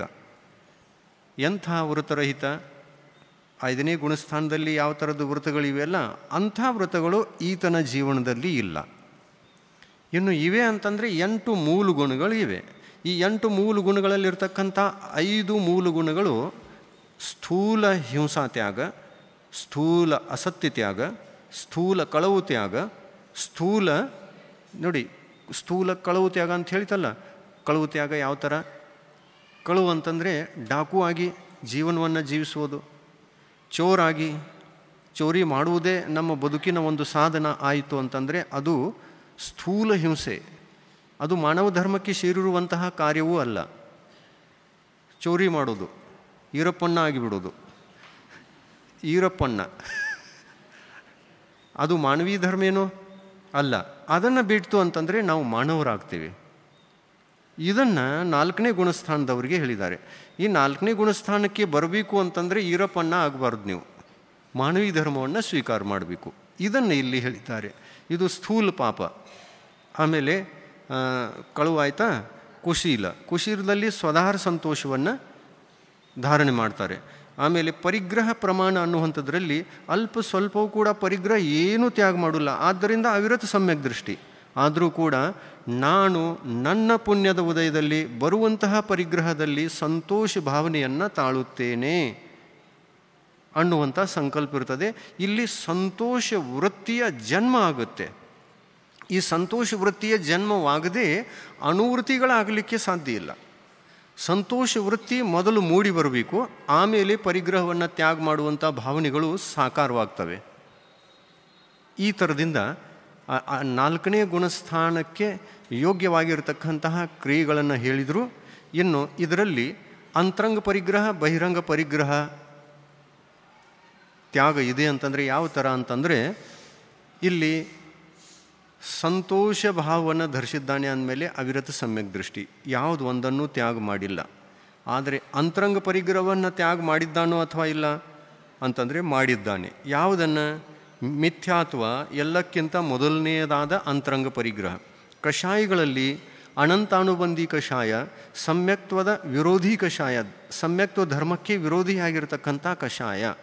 ಆ ಅನಂತಾನುಬಂಧಿ ಕಷಾಯವನ್ನು ಅಂದರೆ ಅನಂತಾನುಬಂಧಿ ಕ್ರೋಧ, ಅನಂತಾನುಬಂಧಿ ಮಾನ, ಅನಂತಾನುಬಂಧಿ ಮಾಯ ಮತ್ತು ಅನಂತಾನುಬಂಧಿ ಲೋಭ ಅನ್ನುವಂಥ ಈ 4 ಕಷಾಯಗಳನ್ನು ಮತ್ತು ಮಿಥ್ಯಾತ್ವವನ್ನು ತ್ಯಾಗ ಮಾಡಿದ್ದಾನೆ.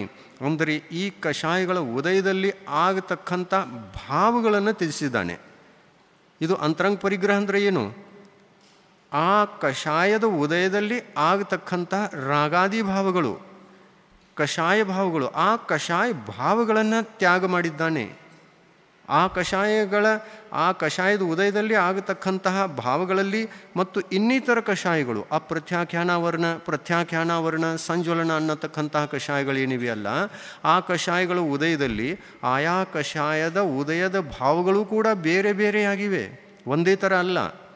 ಅನಂತಾನುಬಂಧಿ ಕಷಾಯದ ಭಾವಗಳು ಬೇರೆ, ಅಪ್ರತ್ಯಾಖ್ಯಾನಾವರಣೀಯ ಕಷಾಯಗಳ ಭಾವಗಳ ಅದೊಂದು ಜಾತಿ ಬೇರೆ, ಪ್ರತ್ಯಾಖ್ಯಾನಾವರಣಿ ಕಷಾಯದ ಜಾತಿಯೂ ಕೂಡ ಬೇರೆ, ಸಂಜ್ವಲನ ಕಷಾಯದ ಜಾತಿಯೂ ಕೂಡ ಬೇರೆ ಬೇರೆಯಾಗಿದೆ. ಇಂಥದ್ರಲ್ಲಿ 4 ಪ್ರಕಾರದ ಕಷಾಯ ಜಾತಿಯಲ್ಲಿಯ ಮೊದಲನೇ ಕಷಾಯ ಯಾವುದು ಅಂತಂದರೆ, ಸಮ್ಯಕ್ತ್ವ ಧರ್ಮವನ್ನು ಹಾಳು ಮಾಡತಕ್ಕಂತಹ ಶಕ್ತಿ ಅನಂತಾನುಬಂಧಿ ಕಷಾಯಕ್ಕೆ ಇದೆ. ಈ ಅನಂತಾನುಬಂಧಿ ಅಂತರಂಗ ಪರಿಗ್ರಹವನ್ನು ಮತ್ತು ಮಿಥ್ಯಾತ್ವ ಅಂತರಂಗ ಪರಿಗ್ರಹವನ್ನು 4ನೇ ಗುಣಸ್ಥಾನದ ಶ್ರಾವಕನೂ ಕೂಡ ಜಯಿಸಿ ಸಮ್ಯಕ್ ದೃಷ್ಟಿಯಾಗ್ತಾನೆ. ಈ ಥರ ಬಾಹ್ಯ ಪರಿಗ್ರಹದಲ್ಲಿ ಒಂದನ್ನು ತ್ಯಾಗ ಮಾಡಿಲ್ಲ, ಮಾನವೀಯ ಧರ್ಮಕ್ಕೆ ಬೇಕಾಗುವಂತಹ ಸ್ಥೂಲ ಪಾಪಗಳನ್ನು ತ್ಯಾಗ ಮಾಡಿದ್ದಾನೆ. ಅದರಿಂದ ಏನು ಪ್ರಾಪ್ತ ಆಗಿದೆ? ವ್ರತಗಳ ಪ್ರಾಪ್ತ ಆಗಿಲ್ಲ, ಮಾನವೀಯ ಧರ್ಮ ಪ್ರಕಟ ಆಗಿದೆ. ಈ ಮಾನವ ಧರ್ಮ, ಈ ಮಾನವೀಯ ಧರ್ಮ ನಮಗೆ ಒಂದು ಪಾತ್ರತೆಯನ್ನು ಹುಟ್ಟಿಸಿ ಬಿಡ್ತದೆ. ಯಾವುದಕ್ಕಾಗಿ? ಇನ್ನು ನೀನು ಧರ್ಮಾತ್ಮನಾಗಬಹುದು, 4ನೇ ಗುಣಸ್ಥಾನಕ್ಕೆ ಹೋಗಬಹುದು, ನೀನು ಅಂತರಂಗ ಪರಿಗ್ರಹವನ್ನು ಜಯಿಸಲಿಕ್ಕೆ ಯೋಗ್ಯನಾದಿ ಅಂತ. ಗೊತ್ತಾಯ್ತಾ? ಹಾಂ, ಇನ್ನು ಸಾಕಲ್ಲ, 5:20 ಉಳಿದ ವಿಷಯವನ್ನು ನಾಳೆ ನೋಡೋಣ. ಉಳಿತಂದ್ರೂ ಕೂಡ ಒಂದು ದಿವಸ ಹೆಚ್ಚು ಮಾಡಿಕೊಳ್ಳೋಣ, ಆಯಿತಾ?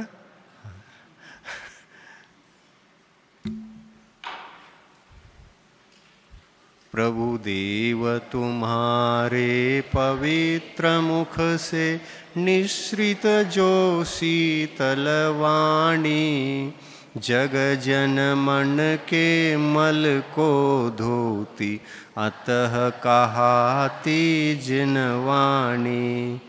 जयवंतो माँ जग में तब तक जब तक सूरज चांद रहे, शीश नवाते कर्म हरो माँ, अब तक हम विषयांध रहे, अब हम ना विषयांध रहे। जिनवाणी माता की जय।